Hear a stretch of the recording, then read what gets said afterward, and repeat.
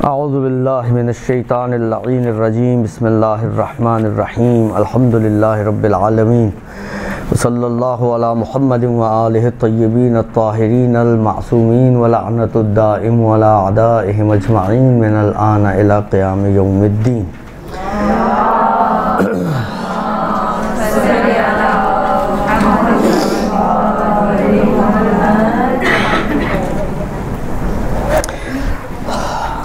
माह मुबारक रमज़ान शुरू तो हो चुका है और जो बातें शुरू में की जाती हैं वो तो आप कई दफ़ा सुन चुकी होंगी इन चंद दिनों में, 5-6 दिनों में। इसलिए मैं उन बातों को रिपीट नहीं करूँगा कि फ़जीलत क्या है और क्या होना चाहिए और क्या नहीं होना चाहिए। बिलाखिर अब तो आप उसका मौका गुज़र गया, इसीलिए हम डायरेक्टली जो है वो रोज़े के अहकाम इन्होंने कहा है तो उसी हवाले से हम बातचीत शुरू करते हैं जो फ़िक़ही अहकाम है रोज़े के, बाकी चीज़ों को छोड़ते हुए। पहला मसला जो इन्होंने बयान फरमाया है वो ये फरमाते हैं आगा के हर मुकल्लफ़ पर या हर इंसान पर वाजिब है कि जब भी माह मुबारक रमज़ान आए तो वो उस महीने के रोज़े रखे, यानी माह मुबारक रमज़ान के रोज़े रखना हर इंसान पर वाजिब है। अच्छा, अब जब आपने इंसान कहा तो इंसान में तो बहुत सारे लोग आ जाते हैं, हत्ता जो बच्चा पैदा हुआ है वो भी इंसान का बच्चा है या नहीं है? तो इंसान तो वो भी है, इंसान का बच्चा भी इंसान ही होगा, तो उसके ऊपर भी क्या वाजिब है? तो ये थोड़ा इन्होंने उन्वान जो बनाया है वो बहुत वसी उन्वान बनाया है। इंसान कह के इन्होंने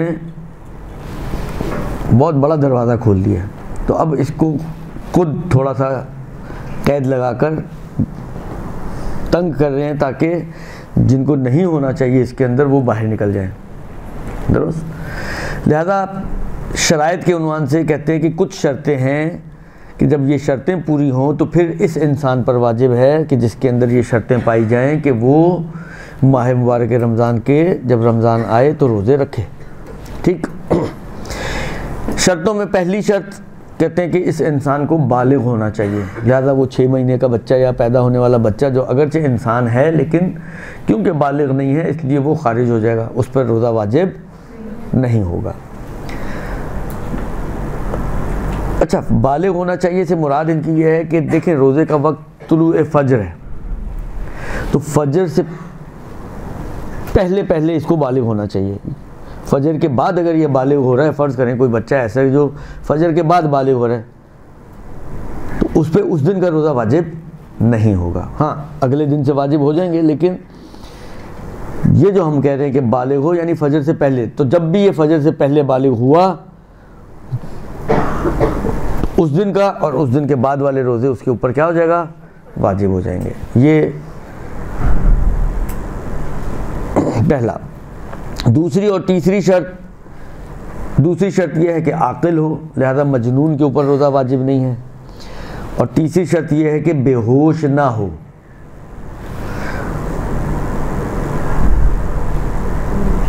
अब बेहोशी के अंदर कहते हैं कि बेहोशी ऐसी हो कि जो नीयत मोतबर है, जैसी जितनी जब ये नीयत होनी चाहिए वो न कर पाया हो वो, तो इस पर से रोज़ा नहीं होगा इस पर। ठीक है ना? नियत, लेकिन नियत के लिए चलें इसको थोड़ी और मज़ीद वजाहत के लिए आपकी खिदमत में अर्ज़ करूं। नियत के लिए क्या चीज़ मोतबर है? मैं अगर बेहोश नहीं हूँ, बाहोश हूँ, बालिग हूँ, आकिल हूँ, ठीक है ना, मुतवज्जे हूँ कि कल सुबह मुझे रोज़ा रखना है, तो मगरिब से लेकर तुलूए फ़ज्र तक मेरे पास रोज़े की नियत का टाइम है। ठीक है? इस पूरे टाइम ड्यूरेशन में मिनल मगरिब इलल फ़ज्र मैं किसी भी वक्त रोज़े की नियत कर सकता हूँ। 4 दिन पहले से मैंने सोच के रखा हुआ है कि मैं 4 दिन बाद रोज़ा रखूँगा, तो ये नियत नहीं कहलाएगी।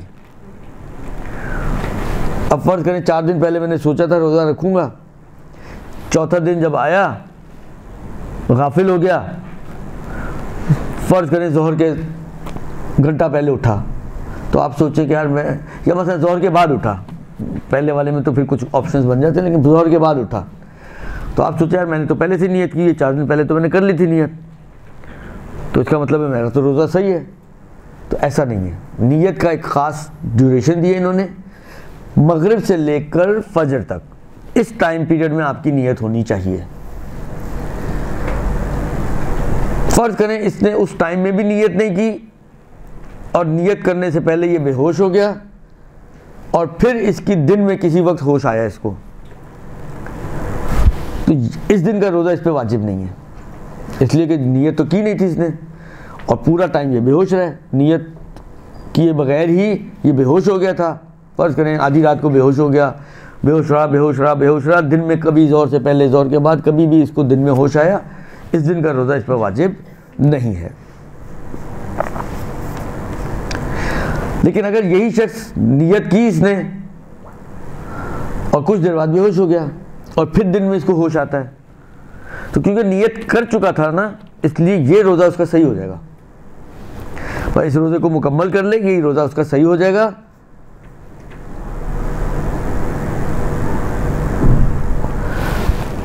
और इसके ऊपर कज़ा वज़ा कुछ नहीं आएगी, ठीक है ना।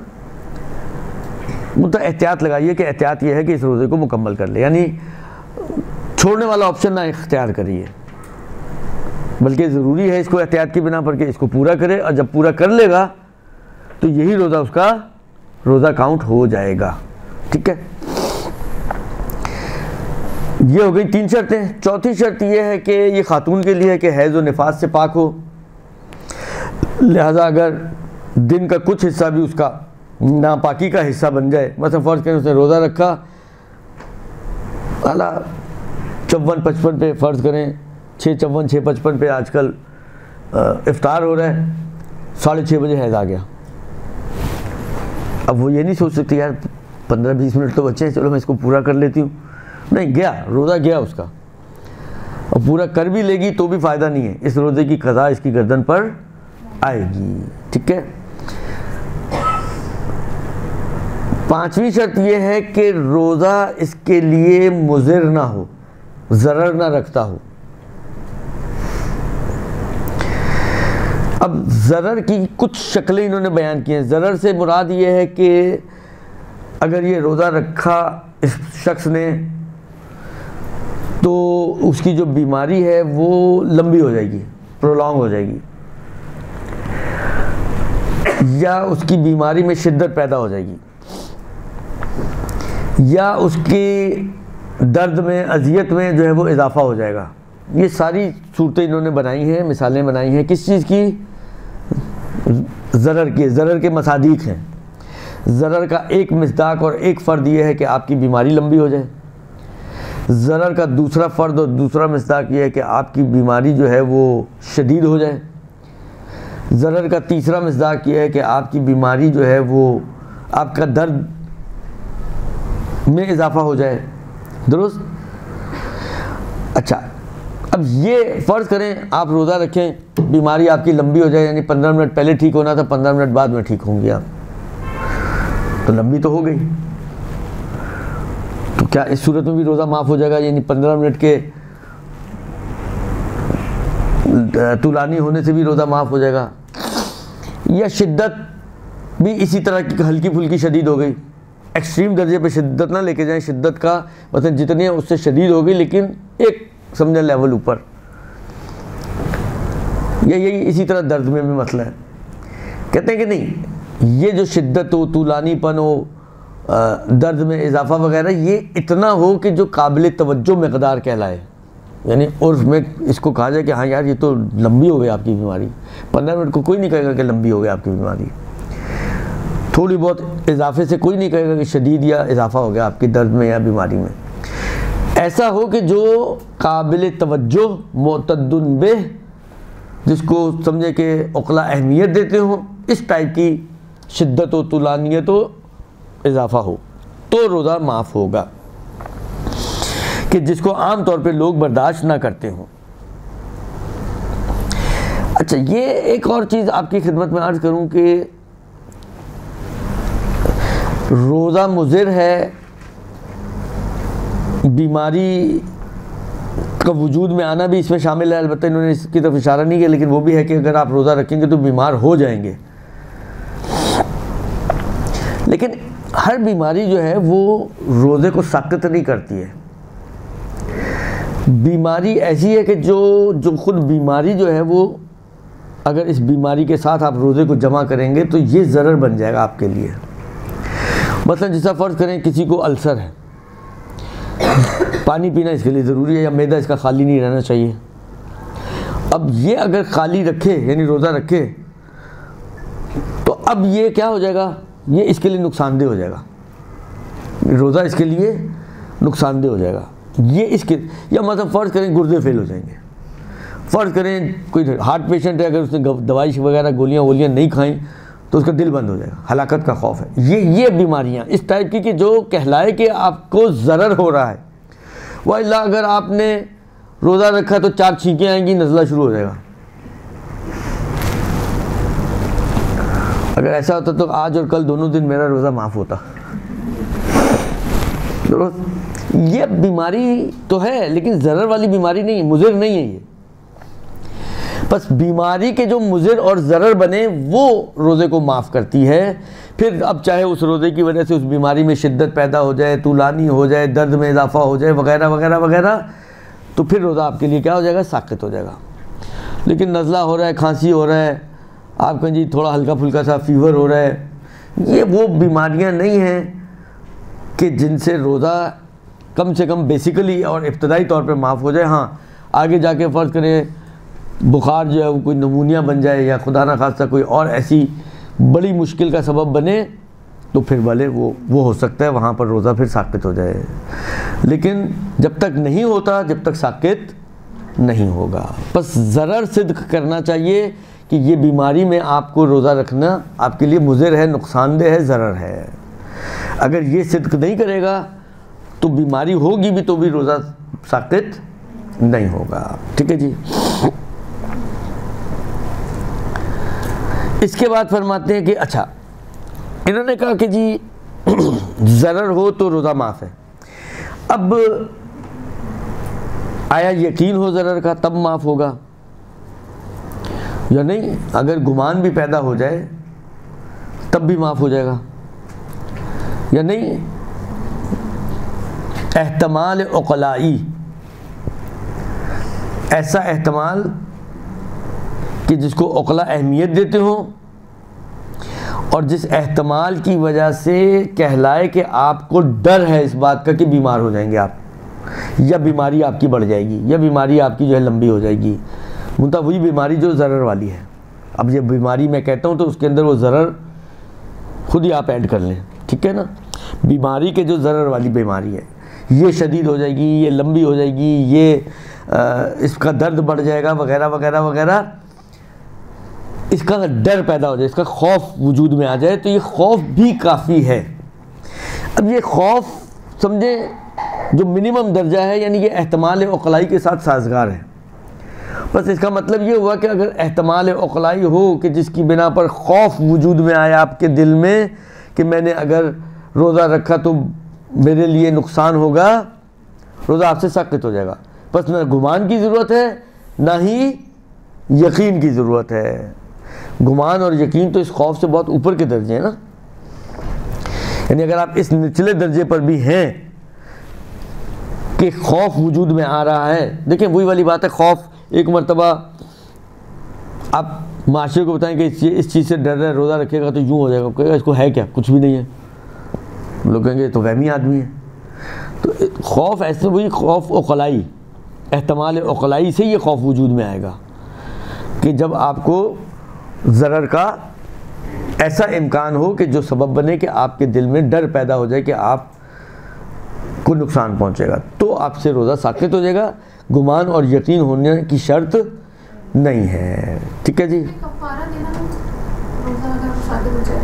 नहीं, कफ़ारा नहीं, कफ़ारे की बहस अभी तो शुरू की, अभी तो मैं क्या बोलूँ आपकी खिदमत में, अभी तो दूसरा मसला भी, बल्कि पहले मसले के पॉइंट्स पढ़ लें, अभी तो अल्लाहुम्मा बीग आएगा सब कुछ हो। इसके बाद फरमाते हैं कि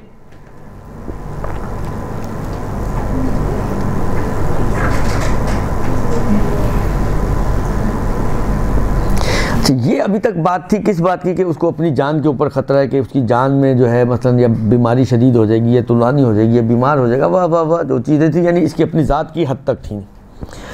अब जान से हटकर अगर हम बात करें कि रोज़ा रखने में फ़र्ज़ करें खौफ हो इस बात का कि इसकी आबरू जाएगी, इज़्ज़त और आबरू पे क्वेश्चन मार्क आ जाएगा, या ये कि इन रोज़ा रखने से, हाँ, या ये कि इसका माल जो है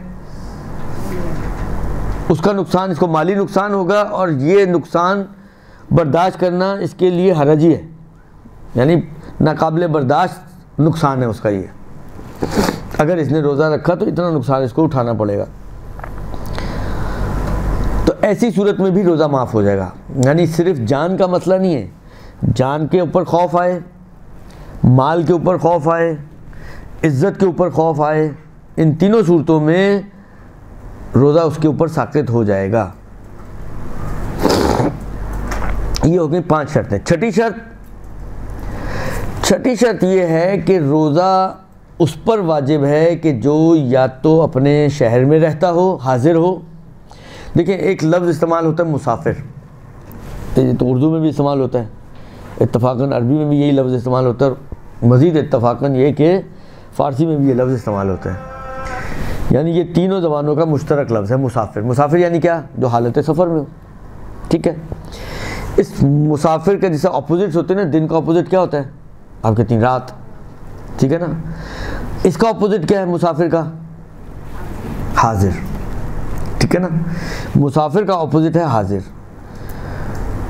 हाजिर यानी वो शख्स के जो या तो मुसाफिर ही नहीं है, अपने ही शहर में रुका रह रहा है, जैसे हम लोग हैं इस वक्त कराची में ही बैठे हुए, ठीक है ना, या वो शख्स के जो अगर सफ़र में है भी तो कहीं पर उसने क़स्द इकामत किया हुआ है, 10 दिन के क़याम का क़स्द किया हुआ है, तो ये मुसाफिर तो है, वतन नहीं है उसका, शहर नहीं है उसका, लेकिन हाजिर के हुक्म में है। ये हाजिर नहीं कहलाएंगे, हाजिर नहीं कहलाएगा ये शख्स, इसलिए कि अपने वतन में तो नहीं है तो हालत सफ़र में, लेकिन क्योंकि 10 दिन का क़स्द किया हुआ है लिहाजा इसके ऊपर हाजिर वाले अहकाम जारी होते हैं, लिहाजा ये हुक्म हाजिर में है, न कि खुद हाजिर। समझ में आ रही बात? बस रोज़ा उस पर वाजिब है कि जो या तो हाजिर हो या हाजिर के हुक्म में हो। लिहाजा वो शख्स जो ना हाजिर है या हाजिर के हुक्म में भी नहीं है, मतलब मुसाफिर है और 10 दिन का भी क़स्द नहीं है, 9 दिन, मैक्सिमम 9 दिन, तो इस पर रोज़ा वाजिब नहीं होगा, इस पर रोज़ा वाजिब नहीं होगा। अच्छा, मुसाफिर का मयार जो पीछे भी अगर आपने कर, मसाइल तो बहुत यहाँ पे रिपीट होते हैं और बाज़ चेहरे मुझे नज़र आ रहे हैं कि उन्होंने काफ़ी सालों से आ रहे हैं वो, और यकीनन उन्होंने ये बातें पढ़ी होंगी काफ़ी दफ़ा कि मुसाफिर का क्राइटेरिया, नमाज के जब कसर के अहकाम बयान किए जाते हैं वहाँ पर एक मुसाफिर का क्राइटेरिया दिया उन्होंने कि मुसाफिर किसको माना जाता है। क्योंकि बाज़ सूरतें ऐसी हैं कि आपका सफ़र 10 दिन का ना हो तब भी आप मुसाफिर काउंट नहीं होते हैं शरअन। 8 शर्तें हैं मुसाफिर होने की, उन 8 में से कोई भी शर्त ना हो तो आप मुसाफिर नहीं हैं।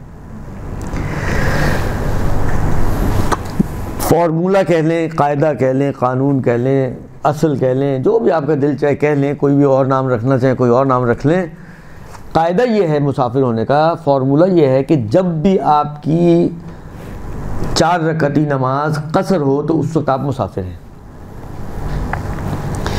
जहाँ पे भी जब भी आपके ऊपर हुक्म ये हो कि आपने अपनी 4 रकअती वाजिब नमाज़ों को 2 रकअत पढ़ना है, तो इसका मतलब है कि आप उस वक्त मुसाफिर काउंट हो रही हैं शरीयत की निगाह में। लेकिन जहाँ पर आपको 4 रकअती नमाज को कसर करने की इजाज़त नहीं मिल रही, तो इसका मतलब यह है कि शरीयत की निगाह में आप उस वक्त मुसाफिर, भलो आपका सफ़र 2 दिन का ही है, लेकिन आप मुसाफिर काउंट नहीं हो रही हैं। शरीयत आपको मुसाफिर नहीं मान रही, भलो ज़माना जहान आपको कहे कि आप मुसाफिर हैं, लेकिन शरीयत आपको मुसाफिर की निगाह से नहीं देखती। लिहाजा जब शरीयत देख नहीं रही तो सहूलत भी तो शरीयत ही दे रही है ना, वो आपको सहूलत भी नहीं देगी। उन्वान आएगा शरीयत की निगाह में, सहूलत मिलेगी, उन्वान नहीं आएगा, सहूलत नहीं मिलेगी। अब ये कौन साहब है भाई कि जो मुसाफिर काउंट नहीं हो रहे। एक आध मोटी मोटी मिसाल अर्ज कर देता हूँ, बाकी अगर आप देखना चाहें तो थोड़ा सा पलट के देख लीजिएगा। मुसाफिर के अहकाम जो नमाज के अहकाम में तफसील से आते हैं। मसलन वो शख्स जो कसीरु सफ़र हो, जिसका पेशा ही सफ़र है, या पेशा सफ़र नहीं, आपने देखा होगा बाज़ ऐसे खपती किस्म के लोग होते हैं जो बस सैर व सियाहत ही करते रहते हैं, साइकिलें पकड़ते हैं और निकल खड़े होते हैं दुनिया जहान का चक्कर लगाने, वेले वांडे, तो कोई काम ही नहीं उनके पास। और तो इस टाइप के लोग जिनको बस घूमने का ही शौक़ रहता है, चाहे उनका पेशा सफ़र नहीं है, ये पेशा नहीं है उनका, बस घूमना फिरना है, सीरू फिल अर्ज़, उन्होंने बस इसी आयत को चिपक गए, घूमो फिरो ज़मीन में, घूमो सैर करो। तो ये हर वक्त ट्रैवलिंग में ही रहते हैं, या अक्सर औकात ट्रैवलिंग में रहते हैं, तो ये कहलाते हैं कसीरु सफ़र।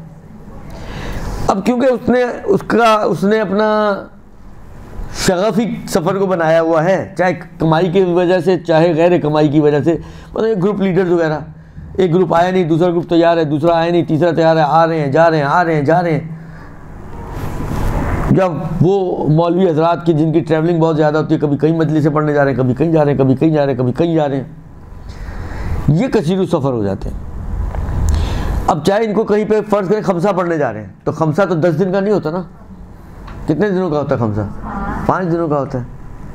चलें, इतना तो आपको अरबी आ गई है तो खमसा 5 दिनों का होता है। अब 5 दिन के लिए गए हैं, तो आप कहें जी इसका तो सफ़र 10 दिन से कम है, तो इसकी नमाज कसर होनी चाहिए। कहते नहीं, इसकी कसर नहीं है, ये पूरी नमाज पढ़ेगा। जब पूरी नमाज पढ़ रहा है तो इत्तफाकन फ़र्ज़ करेंगे कि रमज़ान में गया कहीं पे, मसलन अय्याम शहादत में खमसा पढ़ने गए, या मसलन बाज़ लोग होते हैं जो 5-5 दिन के लिए मुख्तलिफ मौलवियों को टेस्ट करते हैं, चखते हैं, तो वो 5 दिन के लिए गया, तो ये रोज़े भी रखेगा। सिर्फ नमाज ऐसा नहीं कि नमाज पूरी पढ़ेगा, नमाज तो पूरी पढ़ेगा ही पढ़ेगा, इसलिए कि मुसाफिर काउंट नहीं हो रहा, लिहाजा रोज़े भी रखेगा। फिर ये नमाज का और रोज़े का इस एतबार से आपस में लिंक्ड है कि जहाँ पे नमाज कसर वहाँ पे रोज़ा माफ़, जहाँ पे नमाज पूरी वहाँ पे रोज़ा रखेगा पूरा, यानी वो उसमें तो आधा पूरा होता नहीं है, रखेगा यानी दुरुस्त हो। ये एक मिसाल। दूसरी मिसाल, जिसका सफ़र मासियत हो, गुनाह का सफ़र हो, मतलब कोई किसी को कत्ल करने के लिए यहाँ से लाहौर जा रहा हो, तो शरीयत कह रही है कि तुम्हारे लिए सफ़र करना जायज़ नहीं है, इसलिए कि तुम कत्ल के लिए जा रहे हो मसलन।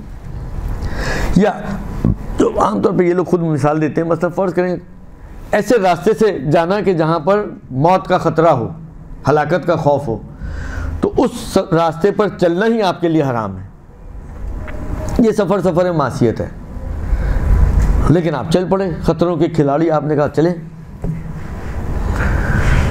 तो अब इसके ऊपर नमाज का असर नहीं है। दरमियान में नमाज पढ़ेगा तो ये पूरी नमाज पढ़ेगा, और अगर रमज़ान है तो ये रोज़ा भी रखेगा, बकौल इनके पूरा रखेगा, दुरुस्त। यानी इसको रोज़ा भी माफ़ नहीं है, इस पे नमाज भी पूरी है। और बाकी मिसालें अब आप वहाँ देख लीजिएगा, वरना सारा टाइम मिसालों में निकल जाएगा। ठीक है जी, ये क्राइटेरिया है और मयार और मिलाक है इस बात के लिए कि आया आपको नमाज कसर पढ़नी है नहीं पढ़नी, कि जहाँ पर आपकी यानी आपको जो है रोज़ा रखना या नहीं रखना। जहाँ पे आपकी नमाज कसर है वहाँ पे आपका रोज़ा माफ़ है, जहाँ पे आपकी नमाज पूरी है वहाँ पे आपका रोज़ा रखना है। इसके बाद फरमाते हैं कि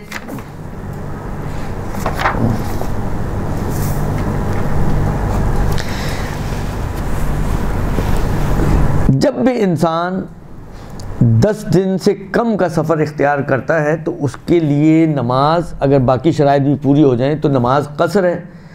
अच्छा, एक दो मसले अब यहाँ पर और अर्ज़ कर दूँ आपकी खिदमत में। एक तो खैर इन्होंने खुद बयान किया, एक इन्होंने बयान नहीं किया, लेकिन लोग पूछते बहुत ज़्यादा हैं, इसलिए मैं आपसे अर्ज़ कर रहा हूँ यहीं पर। और वो ये कि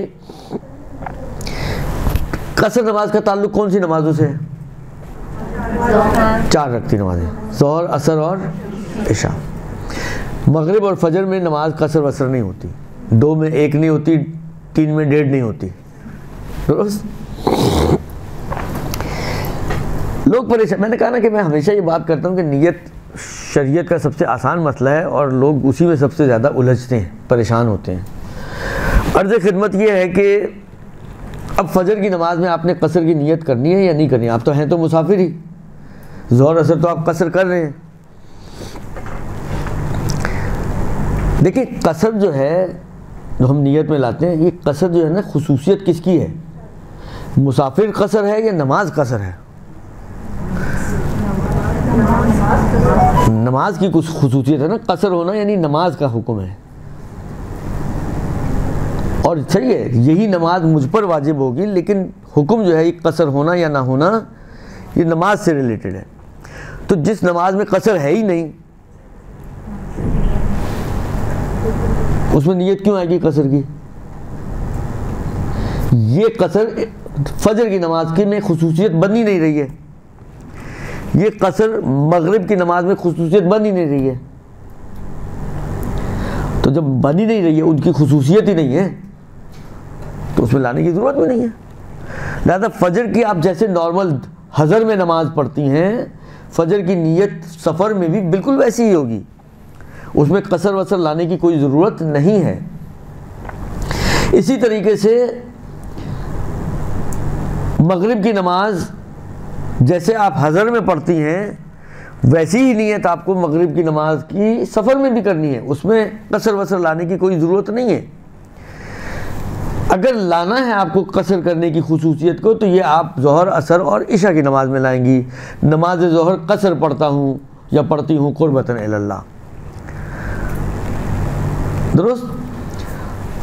और ज़बान से वैसे ही जारी करने की ज़रूरत नहीं। दिल में भी अगर आपके जहन में हो कि आप मुसाफिर हैं, आपको 2 रकात नमाज पढ़नी है, और आपके जहन में ये रखते हुए आप सिर्फ अल्लाह अकबर करते हैं, तो काफ़ी है, आपकी नीयत भी है और आपकी नमाज भी 2 रकात पे ख़त्म हो जाएगी, ठीक है। लिहाजा फजर और मगरिब में कसर के लफ्ज़ को लाने की ज़रूरत नहीं होती। अगर लाना है ही, शौक़ है, तो ज़ोहर असर और इशा की नमाज में इस लफ्ज़ को इस्तेमाल करें आप। ये एक बात। दूसरी बात जो खुद इन्होंने भी पेश की है वो ये है कि असल हुक्म मुसाफिर का यही है कि जो शख्स भी मुसाफिर है शराइत वाला, क्योंकि मैंने अर्ज़ किया ना कि 7-8 शर्तें और भी हैं, तो जो शख्स भी शराइत वाला मुसाफिर है कि जिसको नमाज कसर पढ़नी चाहिए। अच्छा चले एक और बात मैं अपने पास से वजाहतन अर्ज़ कर दूं, ये जो ऑप्शन शरीयत देती है, आया ये ऑप्शन लेना ज़रूरी है या ऑप्शन लेना भी ऑप्शनल है?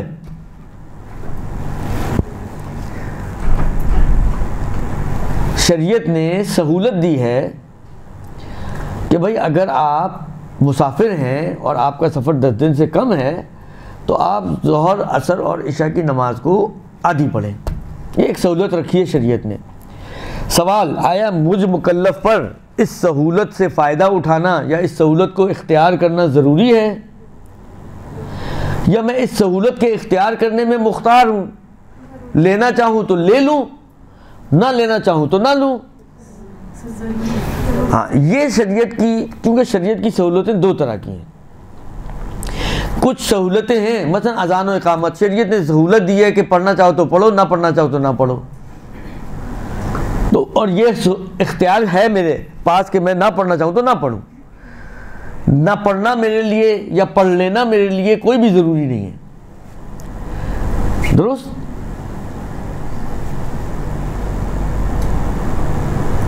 या शरीयत ने ये सहूलत रखी है आपके लिए कि आप चाहें तो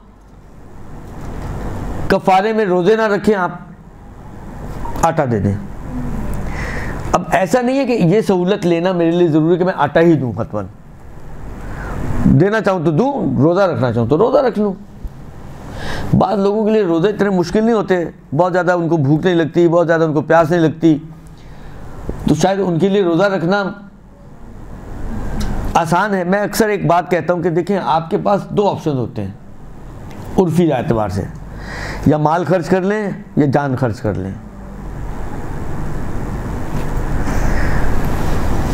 कुछ लोग होते हैं चमड़ी जाए दमड़ी ना जाए, तो ठीक है, ना जाए दमड़ी आपकी, आप जो है वो चमड़ी भेज दें, जान खर्च कर लें, आप रोज़े रख लें, 60 रोज़े मुसलसल रखें। फिर कुछ लोग होते कहते हैं यार खुदा ने पैसा दिया क्यों है, खर्च करने के लिए, कब्र में साथ तो लेके।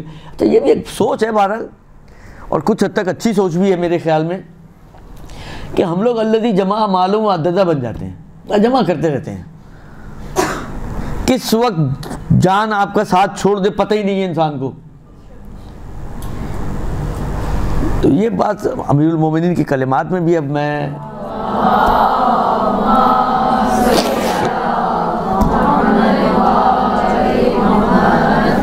मफहूमन अगर अर्ज़ करूँ, एग्जैक्ट जुमले मुझे इस वक्त ज़हन में नहीं है, लेकिन मफहूम उनका ये है कि वही वाली बात है, पैसा आप जमा करें और आपके जमा किए हुए पैसे के ऊपर फ़ायदे दूसरे उठाएं, आपकी आल औलादें उठाएं।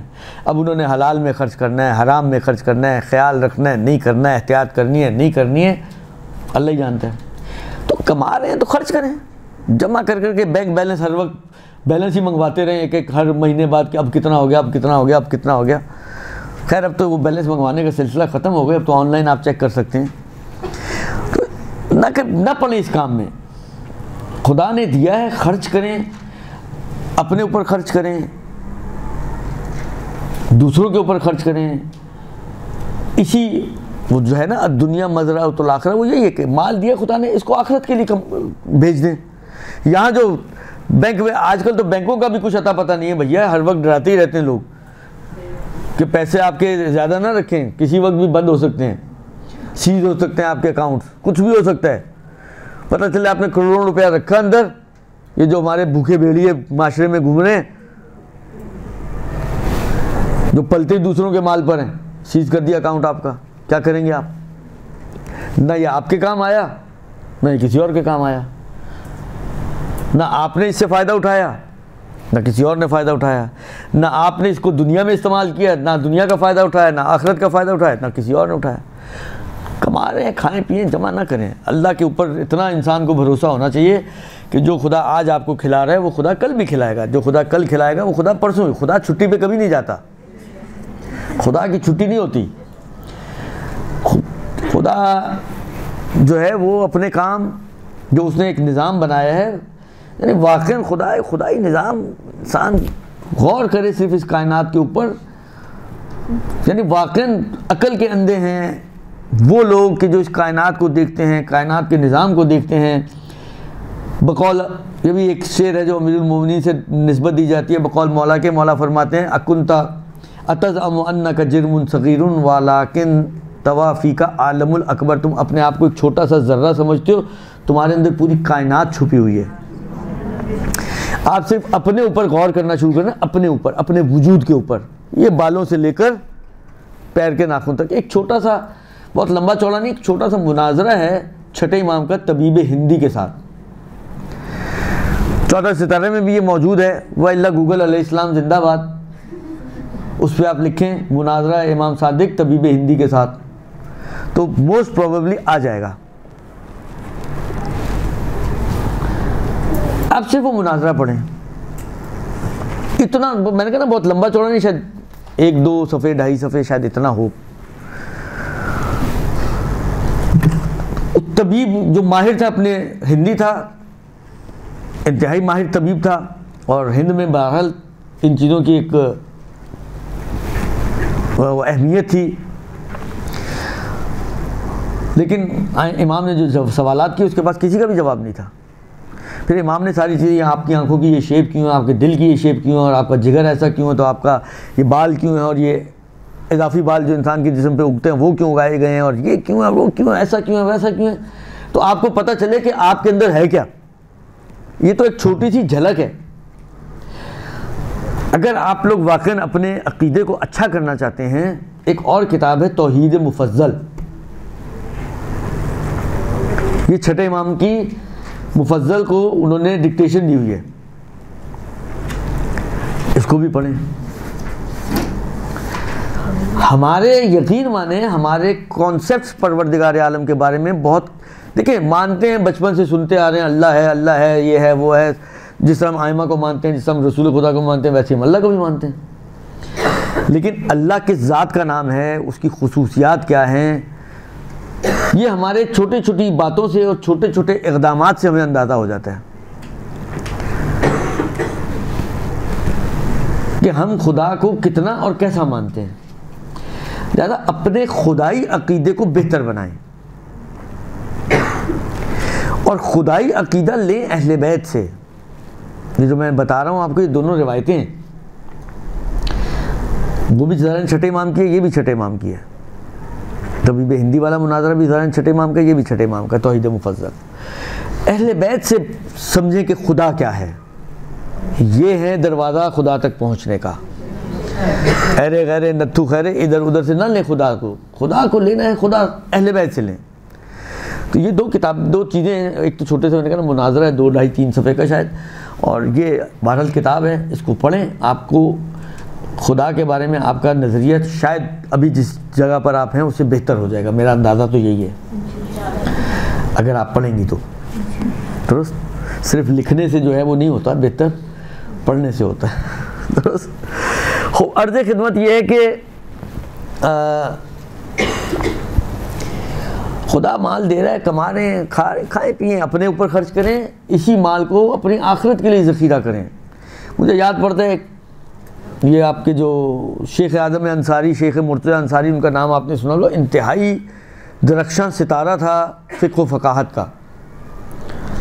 नजफ़ में इनकी कब्र भी है। आप बाब क़िबला से एंटर, बहुत को तो पता भी नहीं होगा, आप बाब क़िबला से एंटर होती है ना, तो जो इमाम के हरम का जो मेन जो गोल्डन कलर का गेट है, उससे आप एंटर हो तो आप देखेंगे राइट और लेफ़्ट पे 2 मकबरे बने हुए हैं। एंटर होते वक्त उल्टे हाथ का जो मकबरा है, वहाँ इनकी कब्र है, शेख मुर्तज़ा अंसारी। दुरुस्त।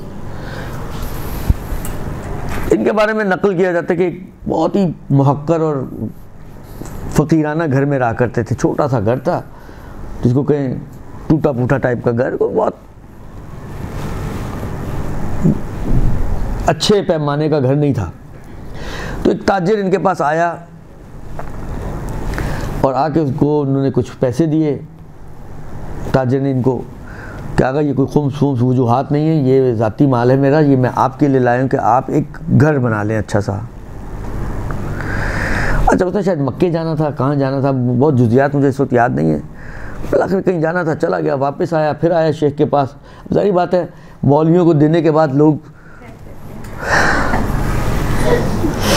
तो हालांकि मुझे नहीं मालूम वो किस कद से आया होगा, ज़रूरी नहीं कि वो भी इसी कद से आया हो, लेकिन बिलाखिर जो इस वक्त उमूमी तौर पे मौलवियों के हवाले से जो एक कॉन्सेप्ट है। खैर, वो आया वापसी में शेख के पास, शेख अभी भी उसी घर में बैठे हुए। तो शेख ने कहा कि तुम आए थे, तुमने मुझे पैसे दिए थे, मैंने घर ख़रीद लिया, देखोगे घर? दिखाएं। शेख लेके गए। इसी बाब क़िबला से जब आप बाहर निकलते हैं तो मसलन फ़र्ज़ करें ये मैं बाहर निकला हूँ, तो सामने की साइड पे आप देखें चंद सीढ़ियाँ पढ़ के ऊपर लिखा भी हुआ है हुवैश, मोहल्ला हुवैश। उसमें एंटर दें तो वहाँ पर एक है जामे शेख अंसारी, वो वहाँ लेके गए। कहा ये देखो मैंने जन्नत में घर बना लिया। तो ये रिवायत का जुमला रिवायतों में है कि जिसने दुनिया में खुदा का घर बनाया, परवरदिगार आलम जन्नत में उसके लिए घर बनाएगा। ये है दुनिया मज़रतुल आखिरा। हम माल जमा करते रहते हैं, सोचते रहते हैं, फ्यूचर प्लानिंग, पता नहीं 25-25 साल की प्लानिंग करते हैं हम, 20-20 साल की पॉलिसीज़ लेते हैं और पता कुछ नहीं होता। खैर, ये पॉलिसीज़ तो फ़ायदेमंद होती है, मरते ही वापस अब मैच्योर हो जाती है। पता कुछ नहीं होता इंसान को। खुलासा कलाम ये कि इतना माल दुनिया के ऊपर और दुनिया के ऊपर फोकस ना करें। इस दुनिया को अगर कमा रहे हैं, खुदा ने आपको हुनर दिया है, आप माल कमाते हैं, कमाएं, ज़रूर कमाएं, मैं नहीं कह रहा हूँ नहीं कमाएं, लेकिन अब वो वाक़यात इतने मेरे ज़हन में आ रहे हैं, मैं क्या करूँ। ये भी वाक़या आप लोगों ने सुना होगा, जिस तरह मैंने सुना हुआ है बाद उलमा से, मैं वो आपके लिए कोट कर रहा हूँ। हो सकता है किताबों में कहीं और आपको किसी और प्लस माइनस के साथ मिले, लेकिन एक शख्स था जिसको बड़ा शौक़ था इमाम ज़माना से मिलने का, अज्जलल्लाहु फ़रजहु शरीफ।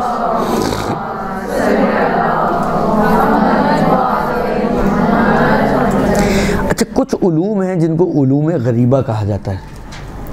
गरीबा का लफ्ज़ इस्तेमाल होता है राइज के मुकाबले। कुछ उलूम हैं जो राइज उलूम हैं, ये फ़िक़्ह है, उसूल है, फ़लाँ है, तिब है, इल्म तिब। कुछ उलूम हैं कि जो राइज नहीं है, उनको उलूम गरीबा कहा जाता है। जैसे इल्म रमल है, इल्म जफ़र है, ये जितने भी, अब ये मैं बहरहाल सिर्फ समझाने के लिए चले रहने नहीं बोलता, लेकिन जितने भी ऐसे उलूम हैं, पामिस्ट्री वगैरह है, ये जो लोग जो है लोगों को बेवकूफ़ जिसके ऊपर बनाते हैं, ये आमतौर पर उलूम गरीबा के अंदर आते हैं। तो ये ज़ाहिरन इल्म पता नहीं रमल था या जफ़र था, इल्म जफ़र का शायद माहिर था। तो इसने जो है सोचा कि चलो मैं अपने इल्म के ज़रिए मौला को ढूंढता हूँ और फिर मौला से मिलता हूँ। लिहाजा अब जो भी जायचे वायचे बनते हैं, जो भी होता है, बिलाखिर उन्होंने उसने जायचा वायचा निकाला। अच्छा नहीं, सॉरी, ये माहिर नहीं था, इसने पहले 20 या 25 साल लगा के महारत हासिल की इल्म जफ़र में। आता नहीं था इसको, इसने सीखा, और सीख कर सिर्फ सीखा नहीं, महारत हासिल की उसने 20-25 साल इस पे काम करके, कि अब वो माहिर था उस फ़न का। तो अब उसने सोचा कि मैं अब अपने इस इल्म के ज़रिए इमाम तक पहुंचता हूँ। ज़्यादा उसने अपना जायचा वायचा जो भी बिलाखिर अला बला होती है, उसने हिसाब किताब लगाया और उसने देखा कि इस वक्त इमाम को नजफ़ में कहीं होना चाहिए। नजफ़ पहुँच गया। फिर नेक्स्ट स्टेप में उसने दोबारा से अपना हिसाब किताब लगाया, उसने देखा कि इमाम को कोई बाज़ार है, उस बाज़ार में कहीं होना चाहिए। बाज़ार पहुंच गया। फिर उसने अपना हिसाब किताब जोड़ा तो उसको लगा कि इधर अड़ोस पड़ोस की किसी दुकान में इमाम को होना चाहिए। तो उसके अड़ोस पड़ोस में एक चाबी बनाने वाले की दुकान थी, की मेकर। आगे बढ़ा तो उसने देखा कि एक बहुत ही बुज़ुर्ग शख्सियत वहाँ पर, बुज़ुर्ग यानी जलालत के एतबार से ना, बुढ़ापे के हिसाब से, एक खड़ी हुई है वहाँ पर, और एक बुढ़िया है जो उस चाबी वाले के साथ कुछ ताला लेकर आई है कि मुझे इस ताले की चाबी बनवानी है, तो कितने पैसे लगेंगे।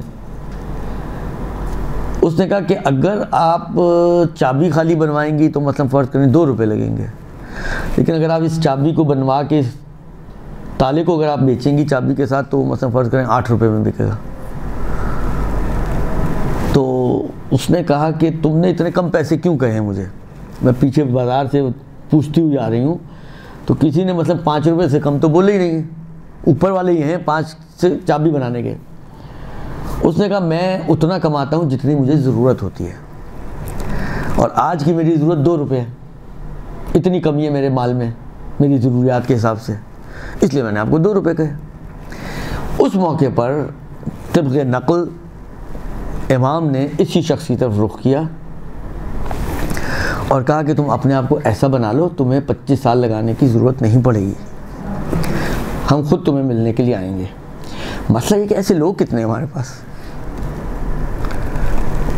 ऐसे लोग कि जो यहाँ तो हर आदमी छुरी तेज़ किए हुए बैठे।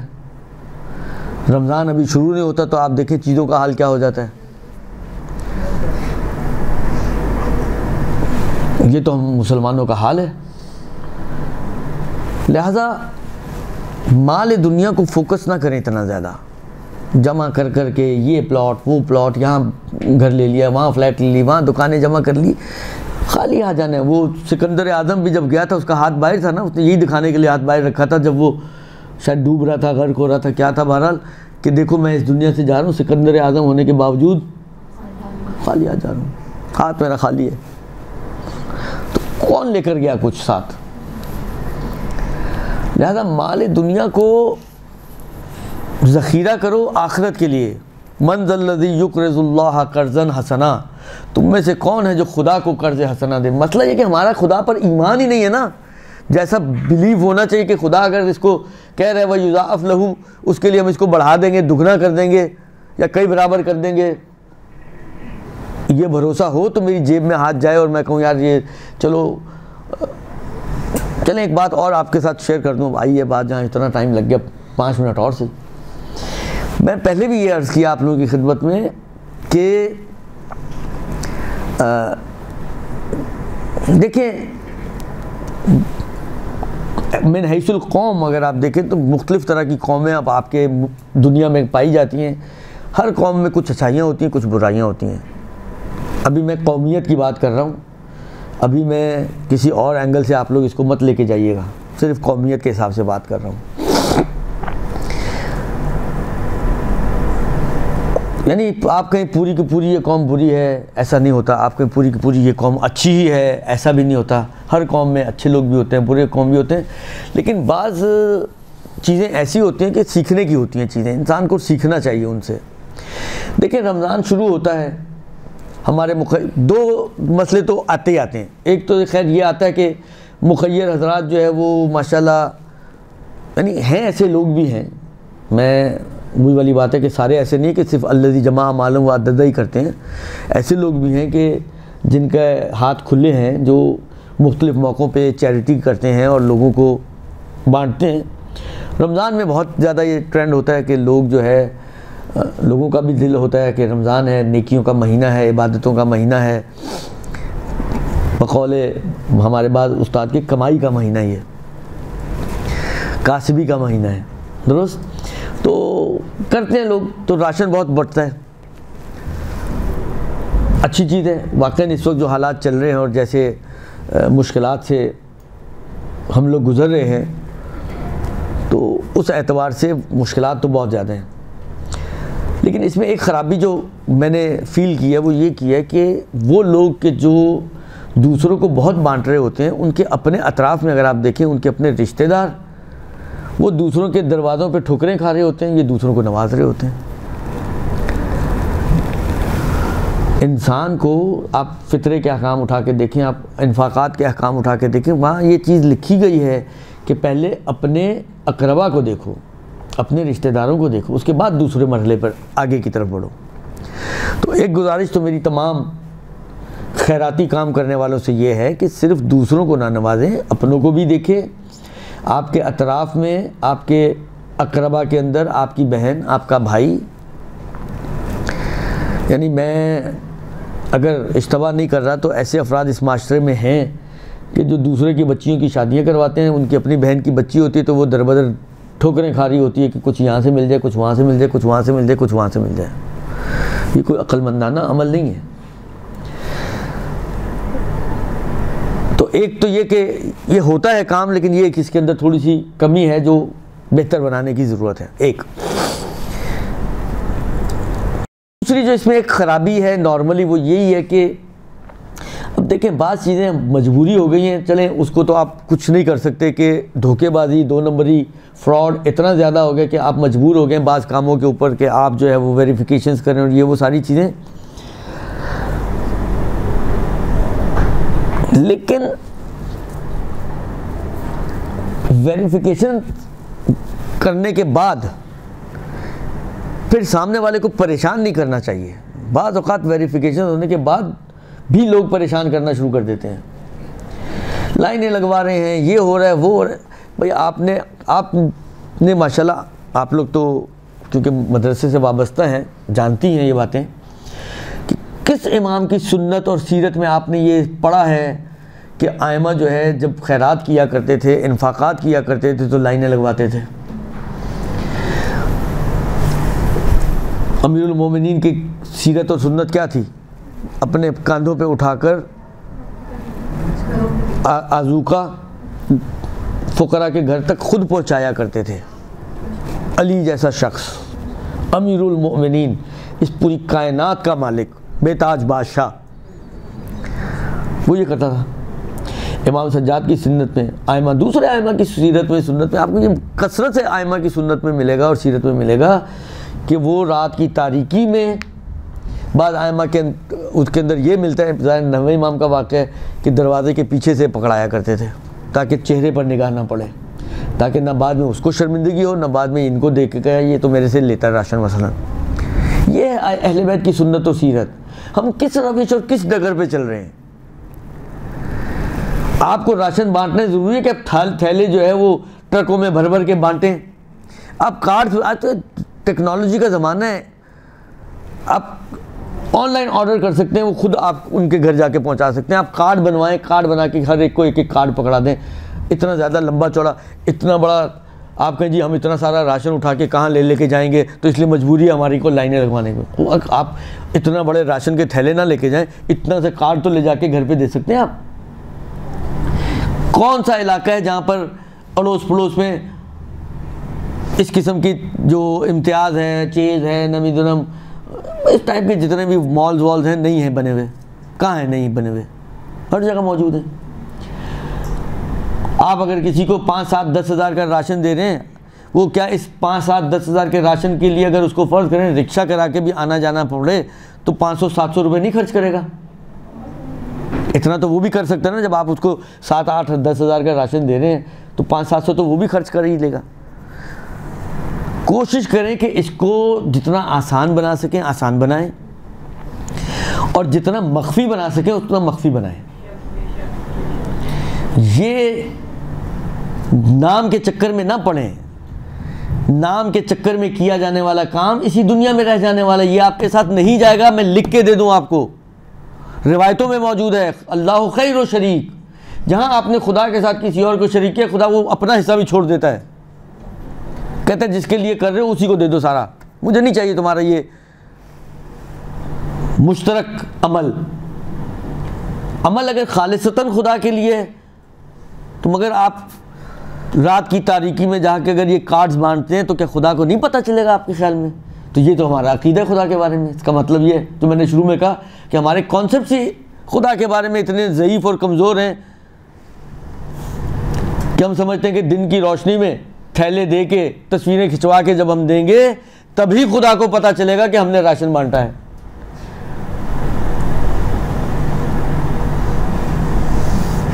खुदा को पता तो चल जाएगा दिन की रोशनी में, लेकिन खुदा इस राशन से दस्तबरदार भी हो जाएगा। ये भी याद रखें आप, ये नेकी खुदा के लिए नहीं आपकी। लिहाजा कोशिश करें कि दो काम। अच्छा मुझे एक बात बताएं आप, यानी ये जो देखिए बाज होते हैं वो कहते हैं ना दिल के बहलाने को गालिब ये ख्याल अच्छा है।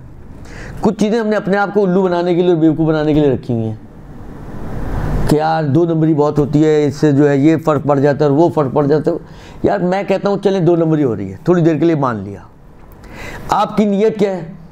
जहाँ ये फार्मूला चलता है इन्नमल आमालु बिन्नियात, वहाँ हम लोग चलाते नहीं हैं, और जहाँ नहीं चलता वहाँ हम लोग इसको लेकर घसीट के लेकर आते हैं।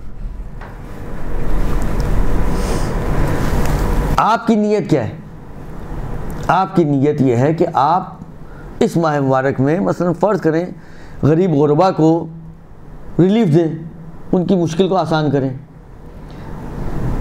अगर इस इतने बड़े फ़र्ज़ करें आप, मसलन मैं तो बाज़ों का सुनता हूँ तो ताज्जुब होता है, मसलन 1 करोड़ का राशन बांटा जा रहा है। 1 करोड़ के राशन में आपके ख्याल में कितना घपला होगा? जितना घपला हम लोग खुद करते हैं ना बांटने वाले, ये कुंभा परवरी जो बाज़ खुलफा की सुन्नत रही है, वो जो अवाम करती है उतना कम से कम नहीं करती। 10, 15, 20, 50, 100 आदमियों को अगर गैर मुस्तहकीन को चला भी गया तो आपकी तो नीयत का तो सवाब आपको मिल गया ना, आपको नेकी का तो सवाब मिल गया। आप उसी 10, 15, 20, 50, 100 आदमियों के चक्कर में 500 आदमियों को ख्वार करते हैं, 500 आदमियों को रुस्वा करते हैं। ये कौन सी अक्लमंदी है भाई? ये कौन सी नेकी है? लिहाजा मेरी गुजारिश है तमाम सोशल वर्क करने वालों से कि इसको जितना आसान कर सकते हैं और जितना मख्फी रख सकते हैं इस काम को अंजाम दें। हर जगह, मैं एक जुमला कह रहा हूँ, इसको गलत सेंस में ना लेके जाइएगा। हर जगह, हर इदारे में, हत्ता अगर आप मसलन इमाम ज़माना या इमाम अस्करी अलैहिस्सलाम इनके हालात आप पढ़ें,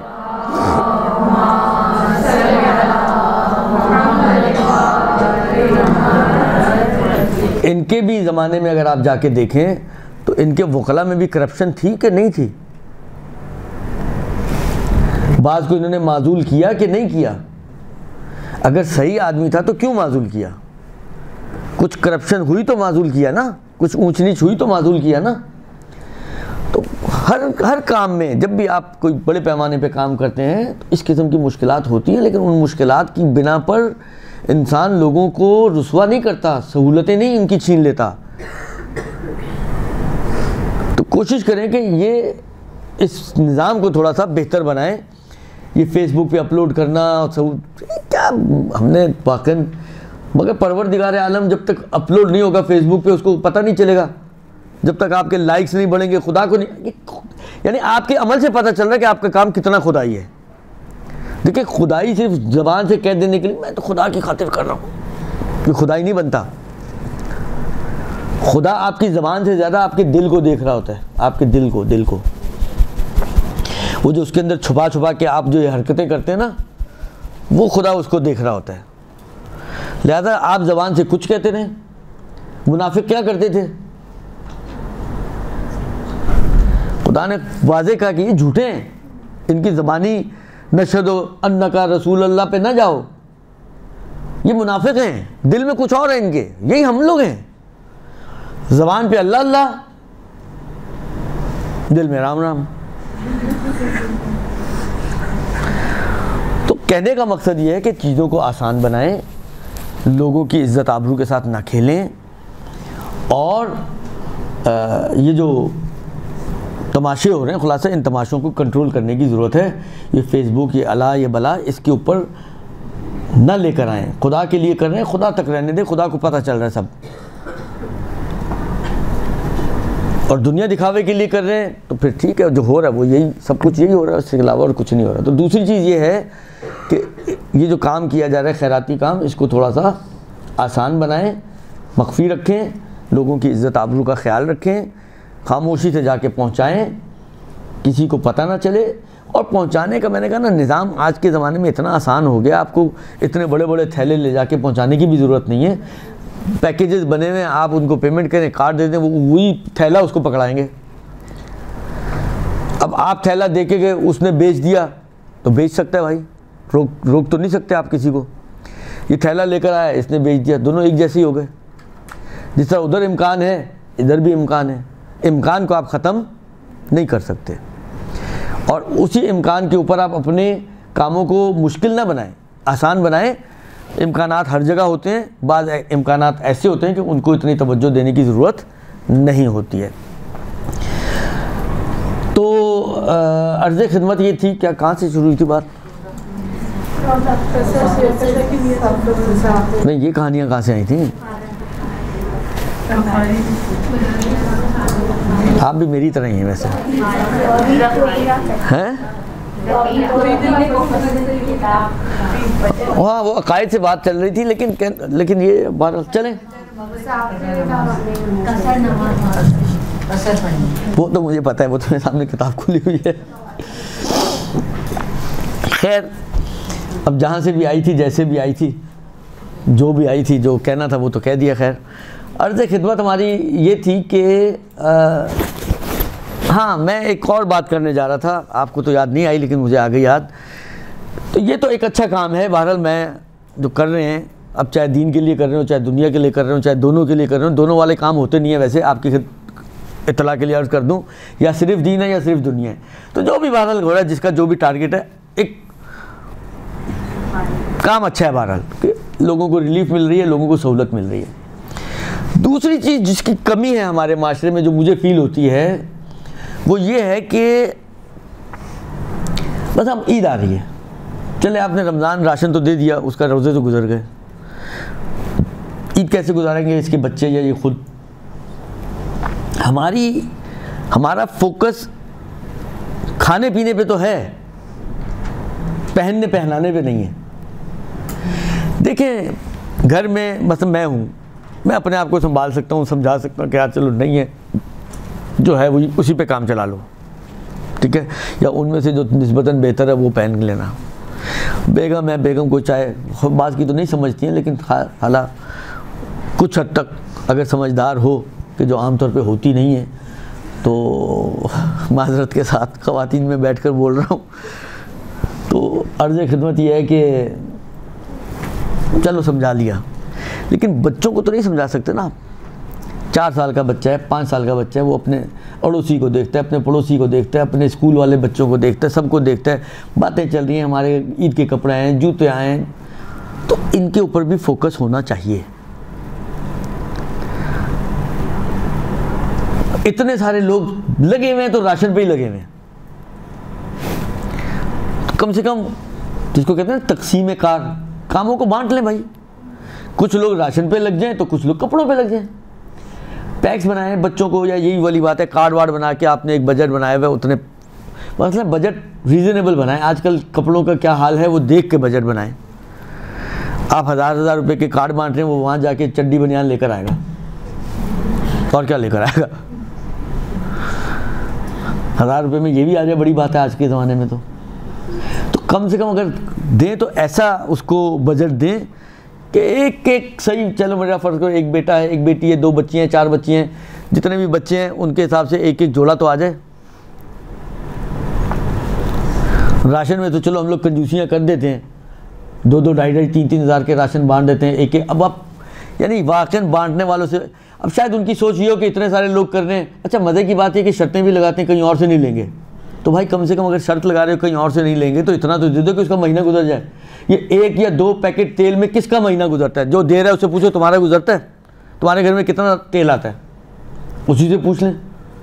मैं अगर दे रहा हूँ तो मुझसे पूछे तो सही आके कि अगर आपका जो आपने ये 2-2 पैकेट तेल बांटा है तो इसमें आपके घर में 2 पैकेट आता है तेल? मैं कहूँगा नहीं मेरे घर में तो 2 नहीं आता। तो कम से कम अगर आपने शर्तें इतनी लगानी हैं तो कम से कम इतना तो दें कि उसका रीज़नेबल तरीके से गुजारा हो सके। देना भी 2,500 का है, शर्तें भी 1000। फिर अगर अब आप खुद यानी इंसान को थोड़ा सा सोचना चाहिए कि आपने 2,500 का किसी को दिया। 2,500 का राशन का मतलब ये कि फ़र्ज़ कर लें थोड़ी देर के लिए बहुत खींचतान के चलाए तो मसलन 1 हफ़्ता, 3 हफ्ते क्या करेगा वो? तो 3 हफ्ते के लिए कहीं जाएगा ना इधर उधर। वो जाता है तो उस पर भी आपको मौत आती है, और नहीं जाता तो वो बेचारा कैसे काम चलाएगा? तो या तो देखें, या तो वो काम करें जो मौला करते थे, एक ही दरवाजे से इतना दे दो कि 40 दरवाजे तक जाने की जरूरत ना पड़े। बनते हैं मौला वाले, हरकतें करते हैं तो क्या बोलूं मैं, खबीसों वाली।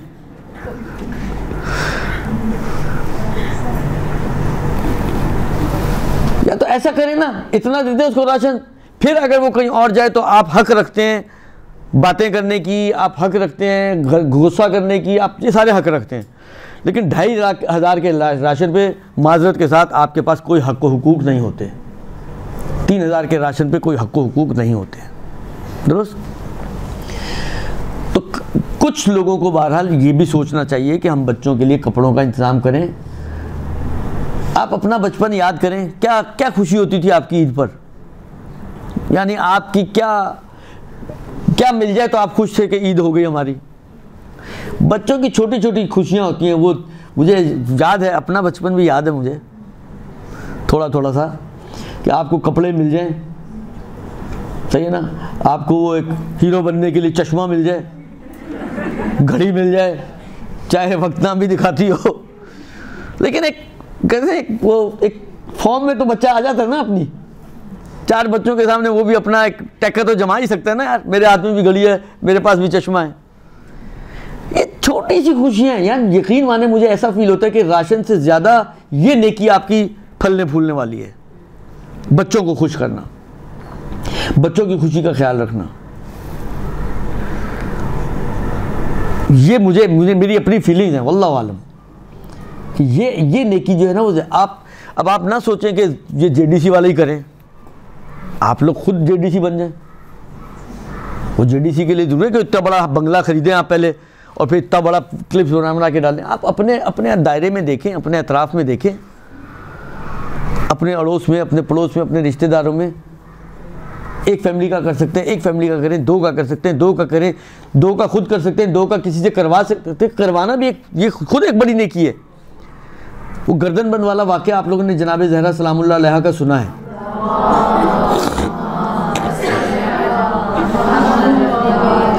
एक फ़कीर रसूल खुदा के पास आया, कहा कि या रसूलल्लाह गरीब आदमी फ़कीर, वो शक्ल से ही ऐसा लग रहा था, लेकिन उसने अपने हुलिये के साथ साथ अपने ज़बान से भी वजाहत कर दी कि खाने को पैसे नहीं है, पहनने को कपड़े नहीं है, जाने को सवारी नहीं है, मुझे अपने इलाके में जाना है, कुछ मदद कर दें।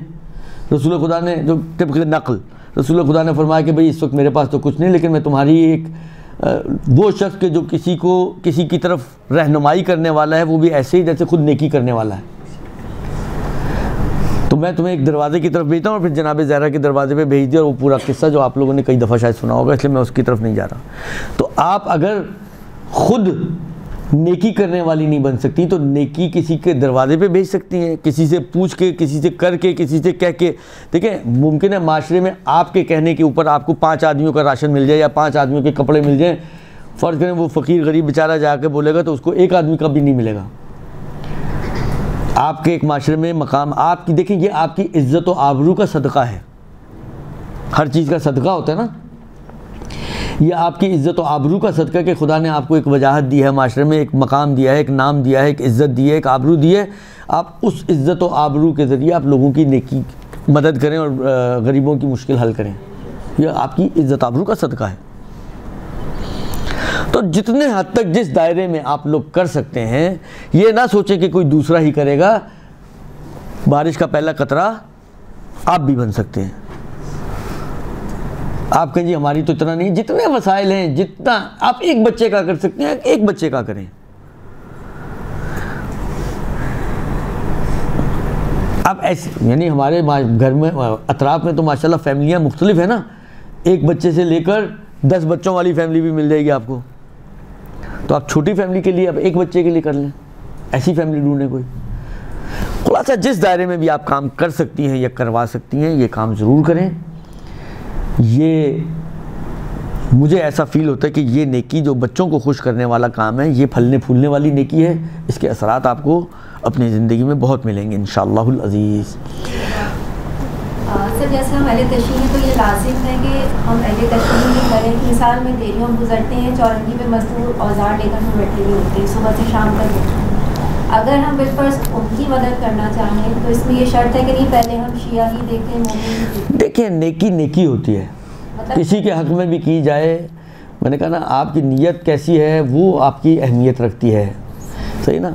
हाँ, प्रायोरिटी वाइज अगर आप देखें तो भले प्रायोरिटी ऐसे, यानी इस किस्म के अफराद आपको मोमिनीन में भी मिल जाएंगे, ठीक है ना। तो प्रायोरिटी वाइज अगर आप देखें तो आपकी प्रायोरिटी में मोमिनीन होने चाहिए। फ़र्ज़ करें आपके पास वसाइल नहीं है, ऐसे बंदे ढूंढने का इम्कानात नहीं है, तो जो मिल रहा है ना करने से करना तो बेहतर है ना। मा ला युद्रक कुल्लहु ला युतरक कुल्लहु, मौला की हदीस है। जो पूरा नहीं कर सकता तो कम अगर कर सकते तो कम को छोड़ना, तो ये सोच के यार इतने से को क्या करना। मोमिनीन तक नहीं पहुँचा सकते, अहले सुन्नत हैं, बिलाखिर हैं तो मुसलमान हैं, तो खुदा की मखलूक। हत्ता काफिरों को, पड़ोसी आपका काफिर हो, उसके हक़ व हुकूक पड़ोसी होने के नाते से तो अब उसके भी हक़ व हुकूक बन जाते हैं। लिहाजा किसी के हक़ में भी करें, प्रायोरिटीज़ में अगर आप रखें और मिले तो बेहतर है, लेकिन नहीं भी हो तो छोड़ ना दें। फिर जो मिले उसके हक़ में आप ये नेकी कर सकते हैं, कोई इशू नहीं है। जैसे हम अपने रिश्तेदारों का भी उनका होता है, जैसे हमारे रिश्तेदारों में मिसालें होंगी, उनके घर पे जो हमारे कज़न है वो माशाल्लाह सही है, सेहतमंद है, वो कमाते नहीं हैं, और उनके घर में बहुत पॉवर्टी है, बहुत मतलब फ़ुक़र व फ़ाक़ा मतलब अक्सर है, तो अक्सर उनको मांगने की मतलब आदत होती।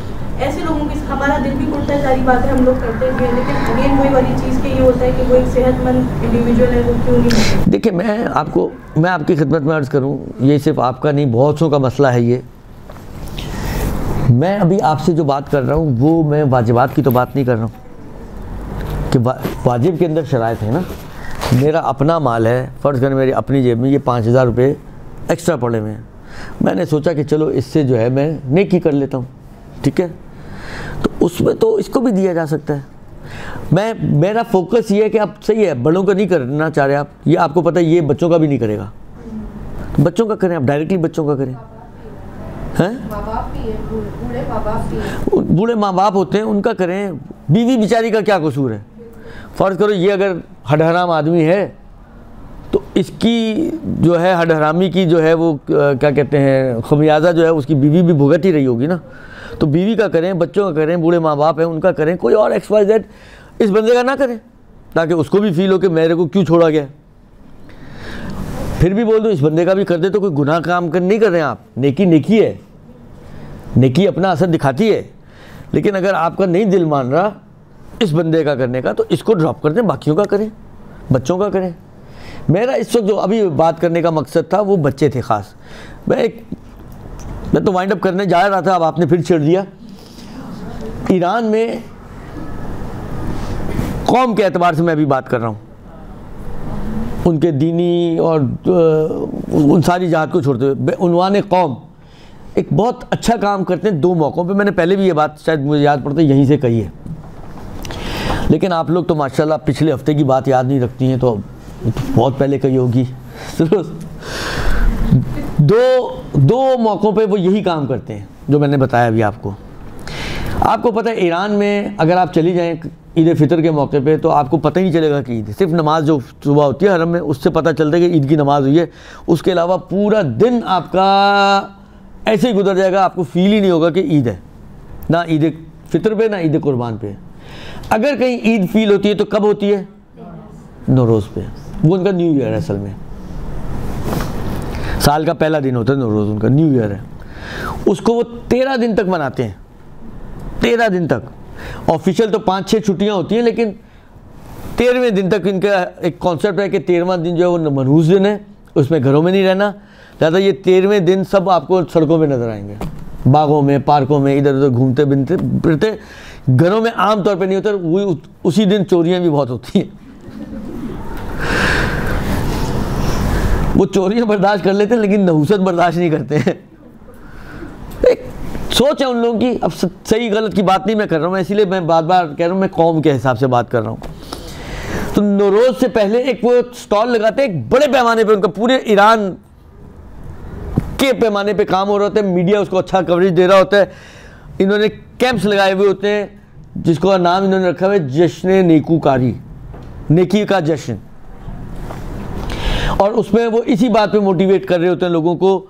उनके स्टार्स आते हैं, मुख्तलिफ जो तरीका होता है मोटिवेशंस का, कि जी आपके घर में ईद है तो गरीबों के घर में भी ईद है, आपके बच्चे अच्छे कपड़ा पहन रहे हैं तो गरीबों के बच्चों को भी अच्छा कपड़ा पहनना चाहिए। तो उस मौके पे वो ये कपड़े वपड़े इस टाइप की चीज़ें जमा करते हैं और फिर ईरान वाइड जो है ये पूरे सब बांटते हैं ईदी के तौर पे।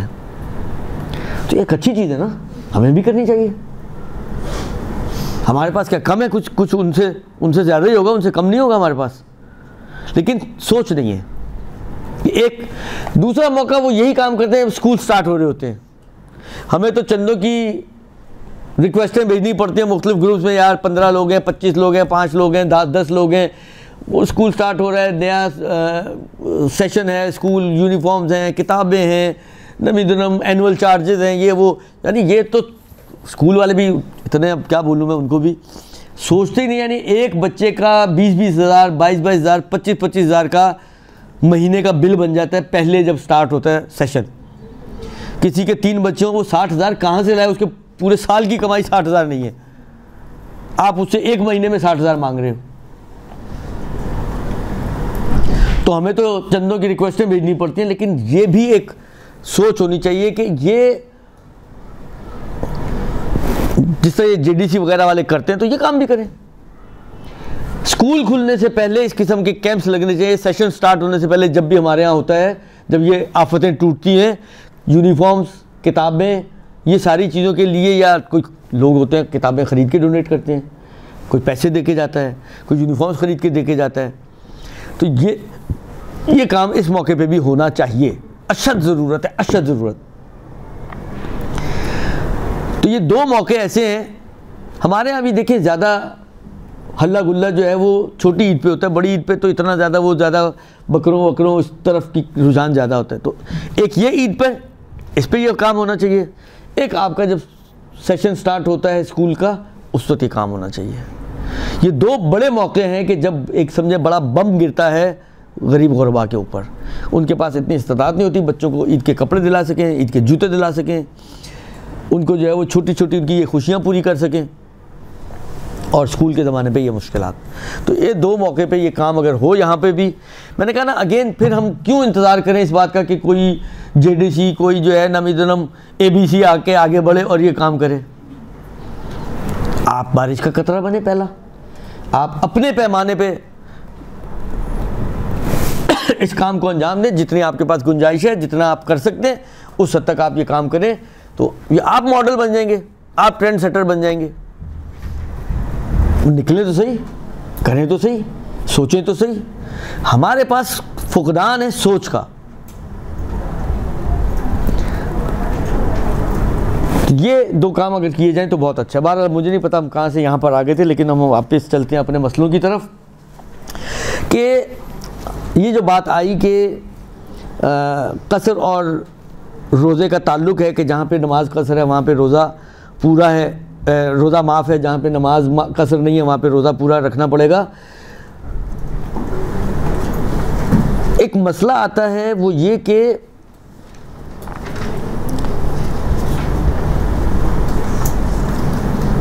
चार जगह ऐसी हैं शरीयत में कि जहाँ पर आपको ऑप्शन दिया गया कि आप चाहें तो नमाज को कसर पढ़ें या चाहें तो नमाज को पूरी पढ़ लें।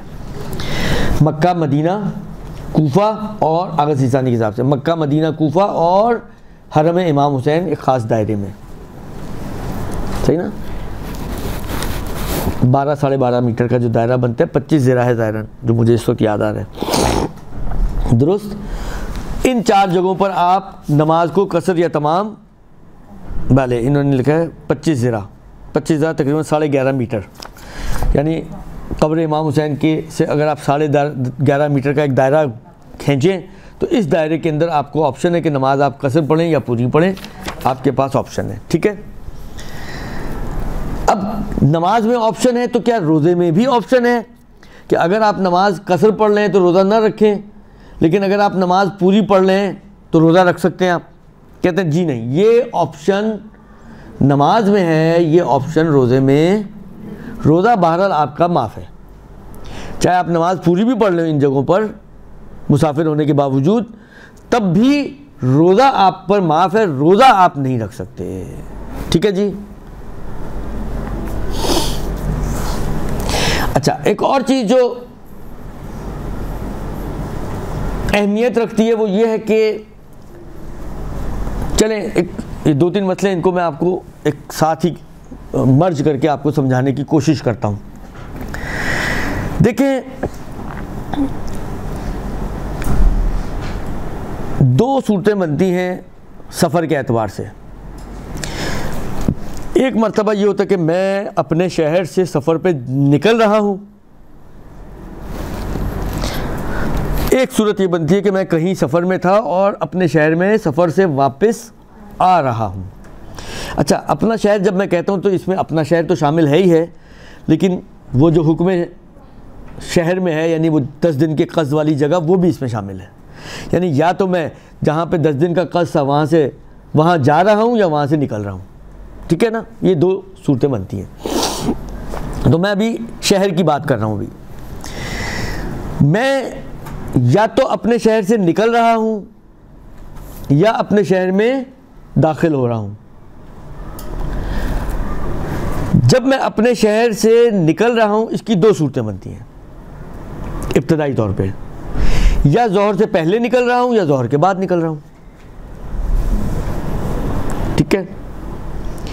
अच्छा, अभी हम बात करें माह रमज़ान की। मैं रमज़ान में हूँ, रोज़े से हूँ और मैंने अपने शहर से बाहर निकलना है, तो या मैं ज़ोहर से पहले निकलूँगा, फ़र्ज़ करें 10 बजे की फ़्लाइट है, या बस पे जा रहा हूँ तो 10 बजे की गाड़ी है, ट्रेन पे जा रहा हूँ तो 10-11 बजे की ट्रेन है, तो ज़ोहर से पहले मेरा सफ़र स्टार्ट हो रहा है। दूसरी सूरत यह कि नहीं, सफ़र ही ज़ोहर के बाद स्टार्ट होगा, ठीक है। जहाँ पर सफ़र मेरा रोज़े के बाद स्टार्ट होगा, ये रोज़ा तो आपको मुकम्मल करना है, जहाँ पे भी आपके इफ्तार का टाइम होगा वहीं जाके आपने इफ्तार करना है, ये रोज़ा आपका पूरा होगा, इसको आपने छोड़ना नहीं है, ठीक है। यानी इसमें कोई गुंजाइश नहीं है छोड़ने वोड़ने की। 4 बजे के आपकी फ़्लाइट है, 4 बजे की आपकी ट्रेन है, 4 बजे की आपकी बस है ज़ोहर के बाद, तो आप रोज़ा से हैं, चला आ रहे, रोज़े से ही रहेंगे। जहाँ पर अज़ान मिलेगी आपको, मगरिब मिलेगी, वहीं पर आपने इफ्तार करना है, तो ये रोज़ा तो आपको मुकम्मल करना है, नो डाउट। एक सूरत। दूसरी सूरत है कि आप ज़ोहर से पहले सफ़र इख्तियार कर रहे हैं, तो इसमें भी आपने स्टार्टिंग तो रोज़े से ही लेनी है।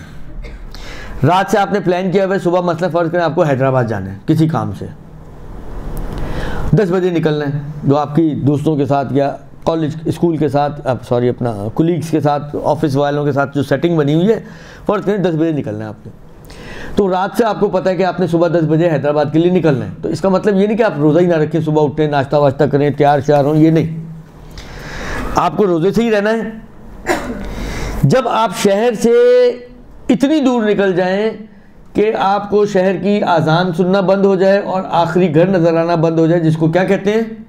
हद तरख्खुस, तेरे खे और साद, हद तरख्खुस।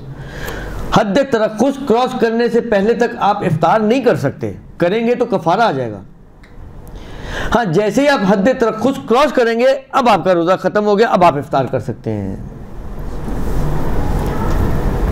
अब आप कहेंगे यार चलो कोई बात नहीं, मैं इसको रोज़े को पूरा कर लेता हूँ, मुझे कौन सी मुश्किल है, इसी गाड़ी में जा रहे हैं, सहरी भी की थी, तो ये रोज़ा आपका काउंट ही नहीं होगा, सही नहीं है रोज़ा।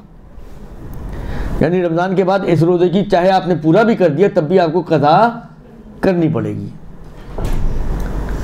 तो ये दो सूरतें हो गई जब आप शहर से बाहर निकल रहे हैं, ठीक है। दूसरी दो सूरतें ये बनती है कि आप शहर से अंदर आ रहे हैं, बाहर से शहर में आ रहे हैं। अगेन इसमें भी दो सूरतें बनती हैं कि या आप ज़ोहर से पहले एंटर हो जाएंगे अपने शहर में या ज़ोहर के बाद एंटर होंगे। अगर तो आप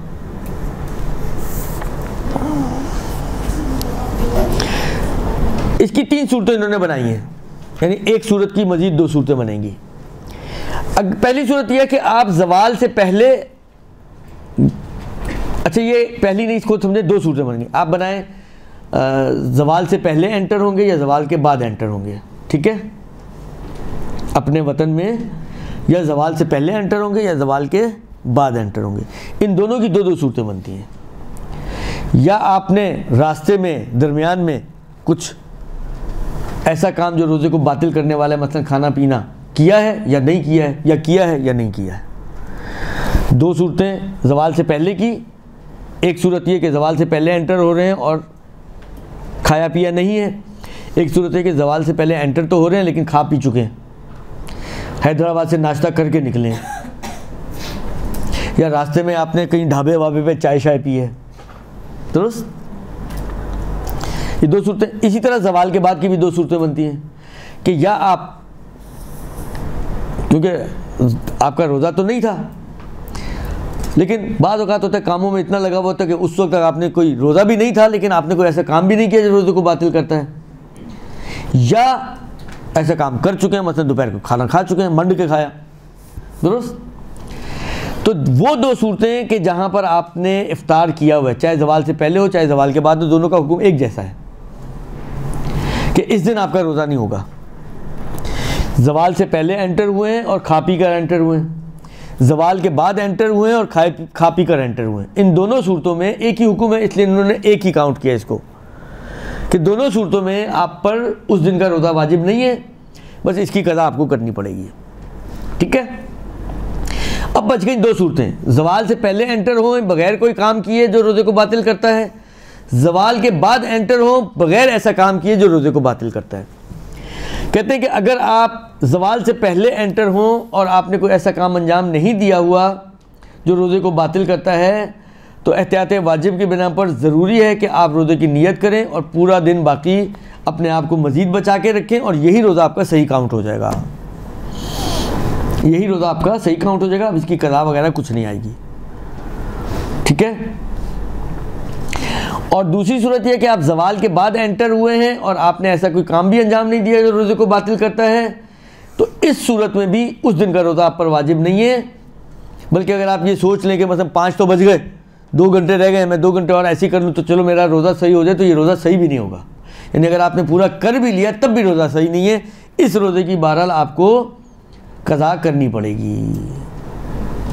बस जहाँ पर आप खा पी कर एंटर हो रहे हैं, चाहे ज़वाल से पहले चाहे ज़वाल के बाद, और ज़वाल के बाद खाए बगैर एंटर हो रहे हैं, तीनों का हुक्म एक जैसा है कि उस दिन का रोज़ा आप पर वाजिब नहीं है और बाद में इसकी कज़ा है। एक अकलौती सूरत बच गई कि जब आप एंटर हो रहे हैं अपने शहर में और खाए पिए बगैर एंटर हो रहे हैं ज़वाल से पहले, तो इस दिन का रोज़ा आपको एहतियात की बिना पर रखना है और यही रोज़ा आपका सही भी काउंट हो जाएगा, लिहाजा कोई कज़ा वगैरह इसका नहीं आएगा। तो ये 4 सूरतें बन गई कि जब आप शहर में या एंटर हो रहे हैं या शहर से बाहर जा रहे हैं।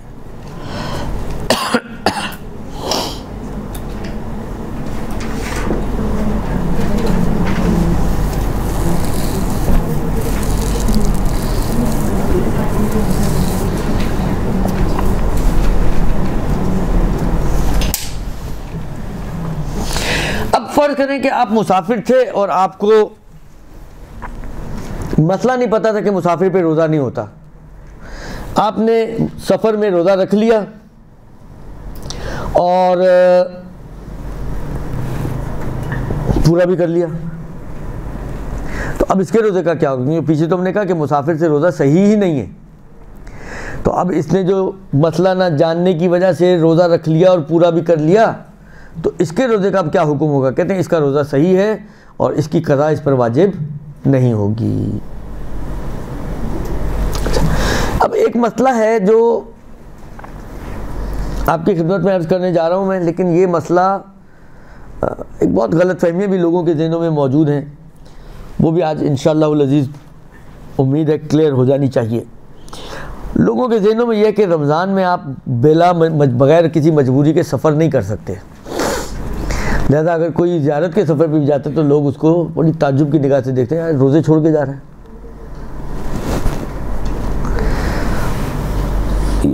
या कोई तफरीह के लिए जाए तो वो उसके ऊपर तो समझे तो लोगों के ऊपर तो बम ही गिर जाता है, यार ये घूमने फिरने निकल रहे हैं, रोज़े छोड़ के जा रहे हैं। तो आपकी इत्तला के लिए अर्ज़ ये है कि आगा फरमाते हैं कि बग़ैर किसी ज़रूरत के भी अगर कोई शख्स माह मुबारक रमज़ान में सफ़र करना चाहे तो उसके लिए सफ़र करना जायज़ है, बिला मजबूरी, बिला ज़रूरत। ऑफिस के काम से जाना पड़े, मजबूरी है, एक मतलब है। आप सिर्फ तफरीह करने जा रहे हैं, 3-4 दोस्त निकले तफरीह करने के लिए, उनका चलो कदमगाह से होकर आते हैं, या कदमगाह भी नहीं, वहाँ पे कोई, अब मुझे नहीं पता, मुझे हैदराबाद इतना नहीं मालूम, लेकिन वहाँ कोई अच्छा सा पार्क है, पार्क होकर आते हैं, तो जा सकते हैं। गुनाह नहीं है सफ़र करना, बिला ज़रूरत बिला मजबूरी के सफ़र करना माह मुबारक रमज़ान में कोई गुनाह नहीं है, अगरचे रोज़ा छूट रहा है उसका, लेकिन शरीयत ने इजाज़त दी है। जब शरीयत आपको एक चीज़ की इजाज़त दे रही है तो गुनाह तो नहीं होगा ना फिर वो काम। अब आप दूसरी बातें ले आए कि यार देखो अभी सब रोज़ा रख रहे हैं, आसान होता है, वो सब अपनी जगह पे ठीक है बातें, ये बात आपकी सही है कि रमज़ान में रोज़ा रखना आसान है, आप छोड़ने के बाद कहें बाद में रख लूँगा, ये तो आसान काम नहीं होता। रमज़ानों पे रमज़ान गुजरते रहते हैं, वो क़ज़ा आपकी गर्दन में बाकी रहती है, ख़ास तौर पे अगर कोई काम करने वाला इंसान हो तो मौका नहीं मिल पाता। जब मौके मिलते हैं तो उस वक्त गर्मी इतनी ज़्यादा होती है, कहता है भाई कौन रोज़ा रखेगा भाई। खैर, लेकिन आया इसने कोई गुनाह किया बिला मजबूरी के, बिला ज़रूरत के इसने सफ़र इख्तियार किया? कहते नहीं, कोई गुनाह नहीं किया, बस मैक्सिमम ये होगा कि इसको इस रोज़े की बाद में क़ज़ा करनी, कोई कफ़ारा भी नहीं आएगा इसके ऊपर। कफ़ारा हमेशा जुर्म पर आता है ना, जुर्म ही नहीं किया कोई इसने, लिहाजा इसका सफ़र सही है, हलाल है, जायज़ है, कोई मुश्किल नहीं है। और जो रोज़ा इसका सफ़र की वजह से छूटेगा या जितने रोज़े छूटेंगे वो उसको बाद में उसकी क़ज़ा करनी पड़ेगी। बल्कि शब ईद बहुत से उलमा फ़ुक़हा ये काम करते रहे हैं कि झंझट में पड़ने की बजाय कि आधे घर की ईद है, आधे घर के रोज़े हैं, आधा इधर परेशान हो रहा है, आधा उधर परेशान हो रहा है, तो वो सफ़र इख्तियार करते थे। अच्छा, अब अगर आपका भी दिल चाहे सफ़र इख्तियार करने का, मैं 1-2 चीज़ें बता दूं, ये ना हो कि जाएं भी और गले भी पड़े। पेट्रोल भी ज़ाया, आजकल पेट्रोल बड़ा महंगा हुआ है भाई, क्योंकि सफ़र का मतलब ये है कि आप कम से कम कराची से बाहर 22 किलोमीटर जाएँ कम से कम और 22 किलोमीटर आएँ, तो 44 किलोमीटर का मतलब है 4-5 लीटर पेट्रोल है। 4-5 लीटर पेट्रोल का मतलब है कि 1,500 की पटीक है। चलो इंसान पटीक ले लेता है अपनी गर्दन पे जब कोई फ़ायदा हो रहा हो, जाएं और वापस आने के बाद फिर फंस जाएं तो कोसेंगे ही ना अपने आप को, यार पेट्रोल भी ज़ाया किया, नींद भी ख़राब की और फ़ायदा भी कुछ नहीं हुआ। वो गुर की और पॉइंट की बात ये है कि जब भी आप सफ़र, अगर आप, अच्छा ये आप मतलब फ़र्ज़ करें बाद वक़्त तक गर्मी इतनी ज़्यादा है, शदीद गर्मी है, सुबह से आप उठी हुई हैं, काम कर रही हैं, या कोई कॉलेज है, कोई ऑफिस है, आखिर अब आप ज़ोहर से पहले, अलबत्ता ये जो ऑप्शन बता रहा हूँ ये ज़ोहर से पहले का ऑप्शन है, क्योंकि ज़ोहर के बाद का तो आपने पढ़ लिया कि आप रोज़े से हैं तो ज़ोहर के बाद अगर निकलेंगे तो वो तो पूरा करना ही करना है। तो ये जो मैं आपको जुगाड़ बता रहा हूँ ये ज़ोहर से पहले का जुगाड़ है, दुरुस्त। आपका नहीं आपसे पूरा हो रहा, बैठे गाड़ी में, हाईवे पे निकल जाएं। जब 22 किलोमीटर यानी हद तरक्खुस से आप आगे निकल जाएं, 22 के 25 कर लें थोड़ा एहतियातन, तो वहाँ से ऐसी निहार मुँह वापस मत आ जाइएगा, क्योंकि अगर आप ज़ोहर से पहले वापस अंदर दाखिल होगी तो फिर अगेन ये रोज़ा पूरा करना पड़ेगा। तो कहते हैं ना, खाया पिया कुछ नहीं, गिलास तोड़ा, ये 12 आने गले पड़ जाएंगे आपके। यहाँ तो 12 आने भी नहीं, 1,500 रुपये का कम से कम पेट्रोल है, अगर गाड़ी आपकी कोई थोड़ी अच्छा एवरेज देने वाली है तो। ज़ोहर के बाद अगर एंटर होंगे फिर तो रोज़ा नहीं होगा, चले गए हम लोग वहाँ पर, कुछ खाया पिया। कितनी देर वहाँ बैठेंगी सड़क पे, वहाँ तो लुटने का भी इम्कान होता है, इसलिए जल्दी वापस आ जाएं और आ जाएं। नहीं सर, मैं ऐसे हाँ फिर सही है, फिर सही कह रही हैं आप। या तो फिर इतना क्लोज निकलें आप कि जब आप हद तरक्कुस कम से कम ज़ोहर से पहले आपकी क्रॉस हो जाए, तो फिर थोड़ा सा आगे जाएंगे आप, 22 किलोमीटर तक जाएंगे, अजान हो जाएगी, फिर वापस आ जाएं, तो ज़ोहर के बाद आप वापस आ रहे हैं। तो फिर जो भी मसला पड़ा इन्होंने माशाल्लाह याद भी कर लिया। ऐसे तो याद हो ही जाते हैं। ये असल में हुआ था ना हमारे साथ, इसलिए अच्छा, इसलिए याद है। खैर, तो ज़ोहर से पहले जाएं, जब आप हद तरक्कुस क्रॉस कर लें तो कोई खजूर वगैरह साथ लेके जाएगा, खजूर पानी वगैरह, वहाँ जाएं, खजूर और पानी खाएं और पिएं और फिर अपना सफ़र पूरा करें और फिर वापस आ जाएं। तो उस दिन का रोज़ा आपकी छुट्टी हो जाएगी, गुनाह भी नहीं होगा, कफ़ारा भी नहीं आएगा, छुट्टी भी हो गई। दुरुस्त, रोज़े की, क्लास की नहीं अभी हुई। दुरुस्त। तो इसमें ये फ़ायदा है कि आपका बस ये कि कज़ा सही है, रोज़ा छूटा, वो कज़ा तो करनी पड़ेगी, वो तो करनी ही पड़ेगी, लेकिन आप बग़ैर किसी जिसको कहीं गुनाह किए आपने अपना रोज़ा बचा लिया। बचा लिया इस सेंस में कि खा लिया। दुरुस्त। तो ये एक तरीका है जो शब ईद भी कर सकते हैं आप, आम दिनों में भी कर सकते हैं। बहुत से जो हमारे जो बच्चे हैं जब फ़िक़्ह वगैरह सीखते हैं तो सबसे पहला तजर्बा उस फ़िक़्ह का वो इसी मसले पे करते हैं। बाइकें उठाते हैं, हैदराबाद के रास्ते पे, हाईवे पे निकले, खजूरें खाई, पानी पिया, वापस आ गए, उस दिन रोज़े की हो गई छुट्टी। तो ये सफ़र इख्तियारी तौर पर बिला ज़रूरत करना कोई हरज नहीं है, कोई गुनाह नहीं है। तो रमज़ान में ये काम किया जा सकता है।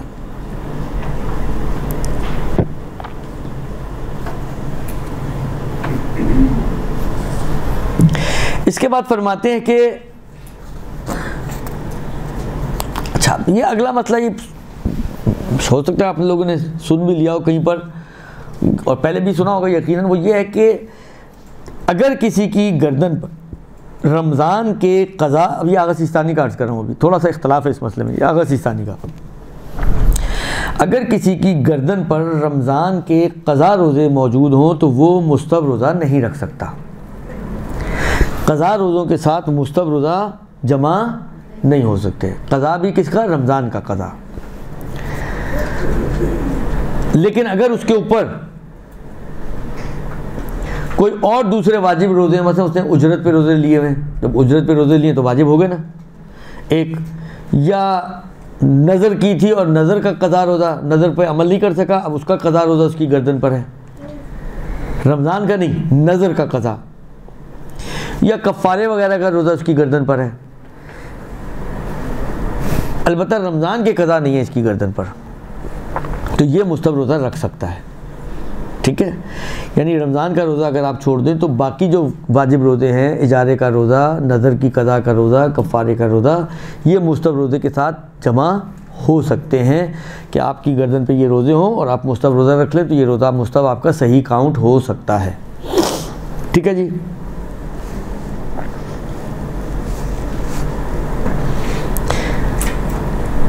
इसी तरीके से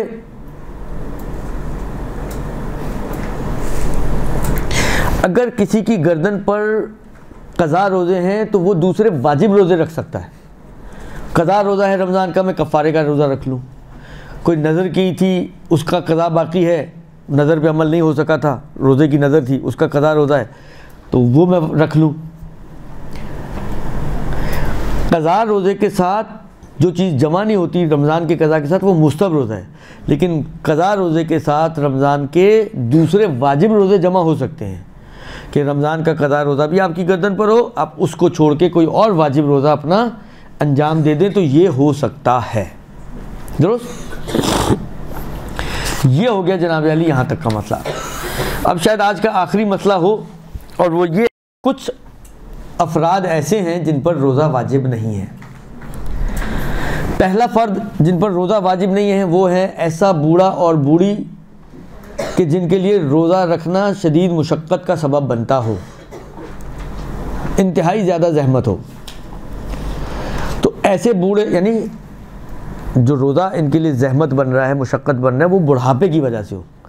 इतने बूढ़े हैं कि इस बुढ़ापे में रोज़ा रखना, कोई बीमार कुछ नहीं है, हट्टे कट्टे हैं, लेकिन बुढ़ापे ही की वजह से रोज़ा रखना शिद्दत से उनके लिए मुशक्क़त लेकर आ रहा है, तो इन पर रोज़ा वाजिब नहीं है।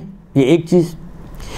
इन पर हर रोज़े के बदले फ़िदिया देना वाजिब है, 1.25 किलो आटा किसी भी दीनदार शरई फ़कीर को। और मैं पहले भी कई दफ़ा कह चुका हूँ, जब भी ये जुमला कहा जाता है कि दीनदार शरई फ़कीर, तो वो मुराद होता है शराइत वाला बंदा, बेनमाजी ना हो, खुल्लम खुल्ला गुनाह ना करता हो, फ़कीर शरई हो, गुनाह में उसकी मदद ना होती हो, वगैरह वगैरह। दुरुस्त? शराब ना पीता हो। अब यहाँ पर एक आध चीज़ और आपको अर्ज़ कर दूँ। एक तो ये कि हर दिन के बदले आपको 1.25 किलो आटा देना इस बूढ़े या इस बुढ़िया को। दुरुस्त? पहली रमज़ान में ये पूरे 30 दिन के नहीं दे सकते, क्योंकि अगले दिनों का अभी तक ड्यू नहीं हुआ। हाँ, ये ज़रूर कर सकते हैं कि आखिरी रमज़ान में पिछले पूरे दे दें, क्योंकि सब हो चुके अब। एक ये ऑप्शन है। दूसरा ऑप्शन ये है कि हर दिन को हर दिन का दे दें। भाई आज का रोज़ा मैं बुढ़ापे की वजह से नहीं रख पाया, तो मैं आज का फ़िदिया आज दे दूं। कल का जब आएगा दिन, और कल फिर मैं अगेन बुढ़ापे की वजह से रोज़ा नहीं रख पाऊंगा, तो कल के दिन में कल का दे दूं। तो हर दिन का भी दिया जा सकता है, और आखिरी दिन में पूरे महीने का एक साथ भी दिया जा सकता है। अलबत्ता आखिरी दिन देना कोई वाजिब नहीं है। 2 दिन बाद, 4 दिन बाद, हफ्ते बाद, 10 दिन बाद, महीने बाद, बस इतना डिले ना करें कि वाजिब को अंजाम देने में कोताही शुमार हो। दुरुस्त? ये वाजिब फौरी नहीं है फ़िदिया देना। दुरुस्त हो गया? अच्छा, हमने क्या कहा कि ऐसा बूढ़ा और बूढ़ी के जिनके ऊपर शदीद मुशक्क़त हो रोज़ा रखना। फ़र्ज़ करें इन्होंने पूरे रमज़ान में रोज़ा नहीं रखा, अच्छी ग़िज़ा ली, नट्स खाए, नमी दनम कोई माजूने शाजूने खाई, अला बला फ्रूट वगैरह, इतनी हिम्मत ताकत आ गई कि रमज़ान के बाद कज़ा कर सकते हैं। अब कज़ा करनी है या नहीं करनी है? कहते हैं इन रोज़ों की कज़ा इस पर वाजिब नहीं है। जो रोज़े आपने बुढ़ापे की वजह से छोड़े हैं, इन रोज़ों की कज़ा इस पर वाजिब नहीं है। ये वो बूढ़ा और बूढ़ी हैं जिनके लिए रोज़ा रखना मुशक्क़त है। इनके मुकाबले में एक ऐसे बूढ़ा और बूढ़ी हैं कि जिनके लिए रोज़ा रखना मुमकिन ही नहीं है। मुशक्क़त का मतलब क्या है कि अगर खींच तान के करना चाहें तो उसमें मर मरा के पूरा कर ही लेंगे। ये दूसरा ग्रोह ऐसे कि जो मर मरा के भी नहीं पूरा कर सकता, इतना बुढ़ापा है कि ये रोज़ा रख ही नहीं सकता, मुमकिन नहीं है। उसमें मुमकिन था लेकिन मुश्किल था, इसमें मुमकिन ही नहीं है। तो कहते हैं इस पर कुछ जिम्मेदारी भी नहीं है इसकी, कोई ना फ़िदिया, ना कज़ा, ना कुछ नहीं है इसके ऊपर। अभी भी खाए पिए ऐश करे, जान बनाए, और बचत भी है, फ़िदिया भी वाजिब नहीं है। दुरुस्त? ये पहला ग्रोह हो गया। सर जो मुशक्क़त के बायस से ज़ईफ़ अफराद, तो उसमें एहतियात नहीं लगेगी इसके अंदर? एहतियात नहीं इसके अंदर? किस चीज़ में? जो मुशक्क़त के बायस हैं उनके तो बाकी ठीक हो जाते हैं, तो इसमें तो नहीं दी हुई। वला यजिब अलैहिमुल क़ज़ा, इन पर क़ज़ा वाजिब नहीं है। फ़िदिया है इनके ऊपर, फ़िदिया है इनके ऊपर, लेकिन क़ज़ा इनके ऊपर नहीं है। फ़िदिया 1.25 किलो आटा 1 रोज़े का। जी, इसके अच्छा, ये 2 किस्में हो गई बूढ़े बूढ़े की। इसी तरह 2 किस्में बनती हैं उन अफराद की, ये दूसरा ग्रोह, कि जिनको प्यास की बीमारी है, प्यासे नहीं रह सकते, शदीद प्यास लाहक हो जाती है, हर थोड़ी थोड़ी देर बाद इनको पानी पीना पड़ता है मसलन, तो इन पे भी रोज़ा वाजिब नहीं। अगर मुशक्क़त वाल एक इसकी कैटेगरी बनती है कि अगर ये रोज़ा रखे तो शदीद मुशक्क़त है इसके लिए, दूसरी कैटेगरी बनती है कि रोज़ा रखना मुमकिन ही नहीं है इसके लिए, इसकी भी 2 कैटेगरीज बनती हैं। और ऊपर वाला ही हुक्म यहाँ पे भी है कि पहले वाले पे भी रोज़ा वाजिब नहीं है, दूसरे वाले पे भी वाजिब नहीं है। पहले वाले को फिदिया वगैरह देना है, इसको फिदिया भी नहीं देना। अलबत्ता क़ज़ा का इन्होंने यहाँ पे कोई तज़किरा नहीं किया कि अगर ये इसकी बीमारी सही हो जाए तो इसको क़ज़ा करनी है या नहीं करनी, इसका इन्होंने इस किताब में जो इनकी मसाइल मुंतखबा है अरबी में, इसमें ज़िक्र नहीं किया, इसलिए मुझे भी इस वक्त याद नहीं है। ये 2 गिरोह गए। तीसरा गिरोह वो है कि जो ऐसी हामला औरत हो जिसका वज़े हमल करीब हो, मसलन 9वां महीना हो, और रोज़ा रखना या इसकी अपनी ज़ात के लिए या उसके बच्चे के लिए नुकसानदेह हो, ज़रर रखता हो, तो इस पर भी रोज़ा वाजिब नहीं है। और इस पर हर रोज़े के बदले 1 मुद्द ताम आटा देना वाजिब है, 1.25 किलो आटा, और इस पर क़ज़ा भी है। रमज़ान के बाद ये खातून क़ज़ा भी करेगी जब इसका ताकत बहाल हो जाए। ये 3 हो गए। चौथा गिरोह है वो खातून कि जो दूध पिलाने वाली खातून है, मतलब माँ है, और दूध अगर रोज़े के साथ पिलाती है तो या इसको नुकसान होगा या इसके बच्चे को नुकसान होगा। दुरुस्त।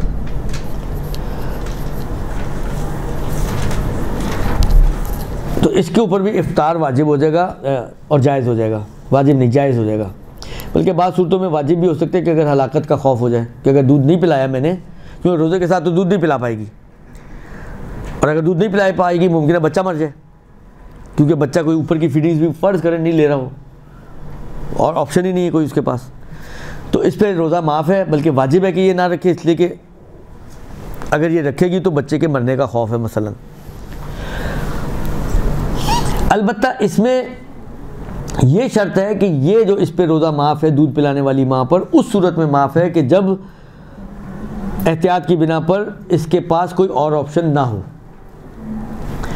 अगर कोई और ऑप्शन है, मतलब टॉप फीडिंग पे काम चलाया जा सकता है, बाहर मतलब डब्बे का दूध है, गाय का दूध है, या मतलब फ़र्ज़ करें एक ऐसी खातून है जो दूध पिला रही है और वो उस कैटेगरी में जा रही है, या तो वो माफ़ है उस पर रोज़ा, या वो लाउबाली खातून है, कहती मैं नहीं रखती रोज़ा, दूध के साथ मैं नहीं पिला कर सकती काम, यानी शरीयत पर इतना अमल नहीं कर रही है लेकिन दूध पिला रही है, और आपके पास ये ऑप्शन है कि आप अपने बच्चे को भी उस खातून से दूध पिलवा दें, तो फिर आप पे माफ़ नहीं होगा।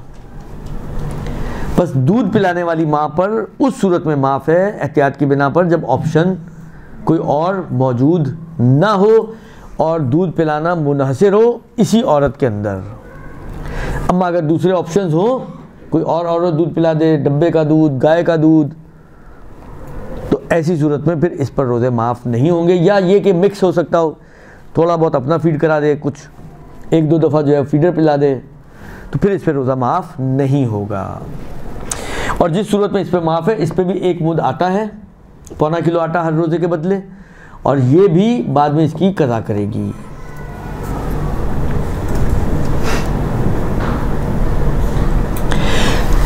अलबत्ता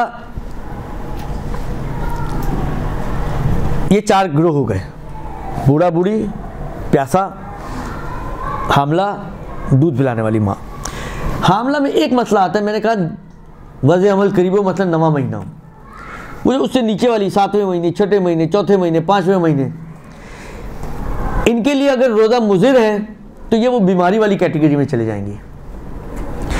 बीमारी वाली कैटेगरी में एक आध और चीज़ें अर्ज़ कर दूँ तो बस आज की बहस हमारी गुफ्तगू पूरी हो गई। बीमारी वाली सूरतों में जहाँ पे रोज़ा मुज़िर था, ये भी चला जाएगा बीमारी वाली कैटेगरी में, दोनों इस हिस्से में मर्ज हो जाते हैं। वाकई बीमार है, अल्सर है, हार्ट पेशेंट है, कोई शुगर वगैरह है, कोई बीपी है जिसकी वजह से उसको हतमन दवाई खानी है दिन में, और ये खातून के जो 5वां, 6ठा, 7वां महीना है और रोज़ा रखना इसके लिए नुकसानदेह है। इन दोनों का मसला एक जैसा हो जाता है। खैर बाज़ खुसूसियात में ये उनसे अलग हो जाती है, हुक्म के हिसाब से एक जैसा है। बीमार का मैं पहले अर्ज़ कर दूँ, देखिए जो बीमार है दो सूरतें बनती हैं, या तो इसकी ये बीमारी जिसकी वजह से आज ये रोज़ा नहीं रख रहा, ये अगले साल तक चलेगी और ये उसी वक्त पता चलेगा जब चलेगी, जब अगला साल आएगा तो पता चलेगा कि ये तो मुसलसल चलती रही है।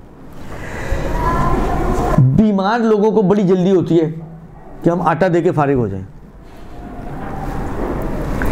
बीमार पर इब्तदाई तौर पर आटा नहीं आता। अगर मैं बीमारी की वजह से रोज़ा छोड़ रहा हूँ तो मुझ पर आटा वाजिब नहीं है। मुझ पर जो इब्तदाई तौर पर वाजिब होता है वो होती है क़ज़ा, कि अगर मैं दौरान साल ठीक हो गया तो मुझे क़ज़ा करनी है। अगर मैं ठीक हो गया, क़ज़ा कर ली मैंने, तो चैप्टर क्लोज। कोई आटा वाटा मेरा जो रमज़ान में छोड़े थे उसकी क़ज़ा कर ली, आटा कोई वाजिब नहीं है। आटा कब इस पर आता है? आटा इस पर उस वक्त आता है कि जब इसकी ये बीमारी चलते चलते अगले साल तक पहुँच जाए। तो अब जो क़ज़ा थी वो उतर गई, ख़त्म। ऐसे शख्स पे क़ज़ा नहीं है, ऐसे शख्स पे अब आटा आएगा। इसीलिए बीमारी में ये कहा जाता है कि बीमार आदमी अगले साल रमज़ान शुरू होने पे आटा देगा, जब उसको ये तय हो जाएगा कि अगले साल भी वो बीमार ही रहा है और बीमारी उसकी कंटिन्यूस रही है। वो शुरू में आटा नहीं देगा, शुरू में आटा है ही नहीं उसके ऊपर। अगर किसी ने दे भी दिया और ये बीमारी अगले साल तक खिंच गई तो ये दिया हुआ आटा उसका काफ़ी नहीं होगा, इसलिए कि ड्यू होने से पहले, वक्त आने से पहले उसने वक्त से पहले नमाज पढ़ लें, क्या होगा? अब तो दाखिल हो ही चुका है, लेकिन उस वक्त जब पढ़ी थी तो दाखिल नहीं हुआ था ना। तो ये अब दाखिल होना उस पिछले अमल को सही नहीं करता। इसी तरह यहाँ पे भी है, ठीक है। बस बीमारी का ये मसला है। अब ये जो 5वें 6ठे महीने वाली खातून है, अगर रोज़ा इसके लिए नुकसानदेह हो जाए, ऑब्वियसली ये तो अगले साल तक नहीं खींचेगा ना, तो ये तो दरमियान में कहीं ना कहीं फारिग हो ही जाएगी। तो इसके ऊपर क़ज़ा आएगी, इस पर आटा नहीं आएगा, ठीक है। हाँ, अभी आटा रोज़ा, देखें, एक आटा होता है जो रोज़ा छोड़ने की वजह से आता है, जैसे बूढ़ा बूढ़ी, जैसे प्यासा आदमी, जैसे दूध पिलाने वाली औरत, जैसे हामला औरत 9वें महीने वाली। ये जो रोज़ा छोड़ रही है ना, इस रोज़ा छोड़ने की वजह से इनके ऊपर आटा आ रहा है। ये जो 7वें 6ठे महीने वाली खातून है, रोज़ा छोड़ने पे इस पर कुछ नहीं आना। रोज़ा छोड़ने पे इस पर जो चीज़ आएगी वो क़ज़ा आएगी, ठीक है। अब अगर इस खातून ने अगला रमज़ान आने तक क़ज़ा कर ली तो चैप्टर क्लोज, कोई आटा नहीं, कुछ नहीं। लेकिन अगर अगला रमज़ान आ गया और इसने क़ज़ा नहीं की, तो ये आप लोग सुन चुके होंगे पहले भी कई बार कि जब भी आप क़ज़ा को पहले रमज़ान से डिले करते हैं तो इस डिले करने पर, जिसको ताख़ीर कहा जाता है, एक फ़िदिया प्लस हो जाता है, पेनल्टी, आपकी पेनल्टी बढ़ जाती है फ़िदिये के नाम से, जिसको फ़िदिया ताख़ीर या कफ़ारे ताख़ीर कहते हैं। डिले करने की वजह से आने वाला कफ़ारा या फ़िदिया, ठीक है, वो इसको देना पड़ेगा फिर। लेकिन वो रोज़ा छोड़ने की वजह से नहीं आया, वो रोज़े की क़ज़ा को डिले करने की वजह से आया। वजह दोनों की अलग अलग है, ठीक है ना। ये जी बच्ची,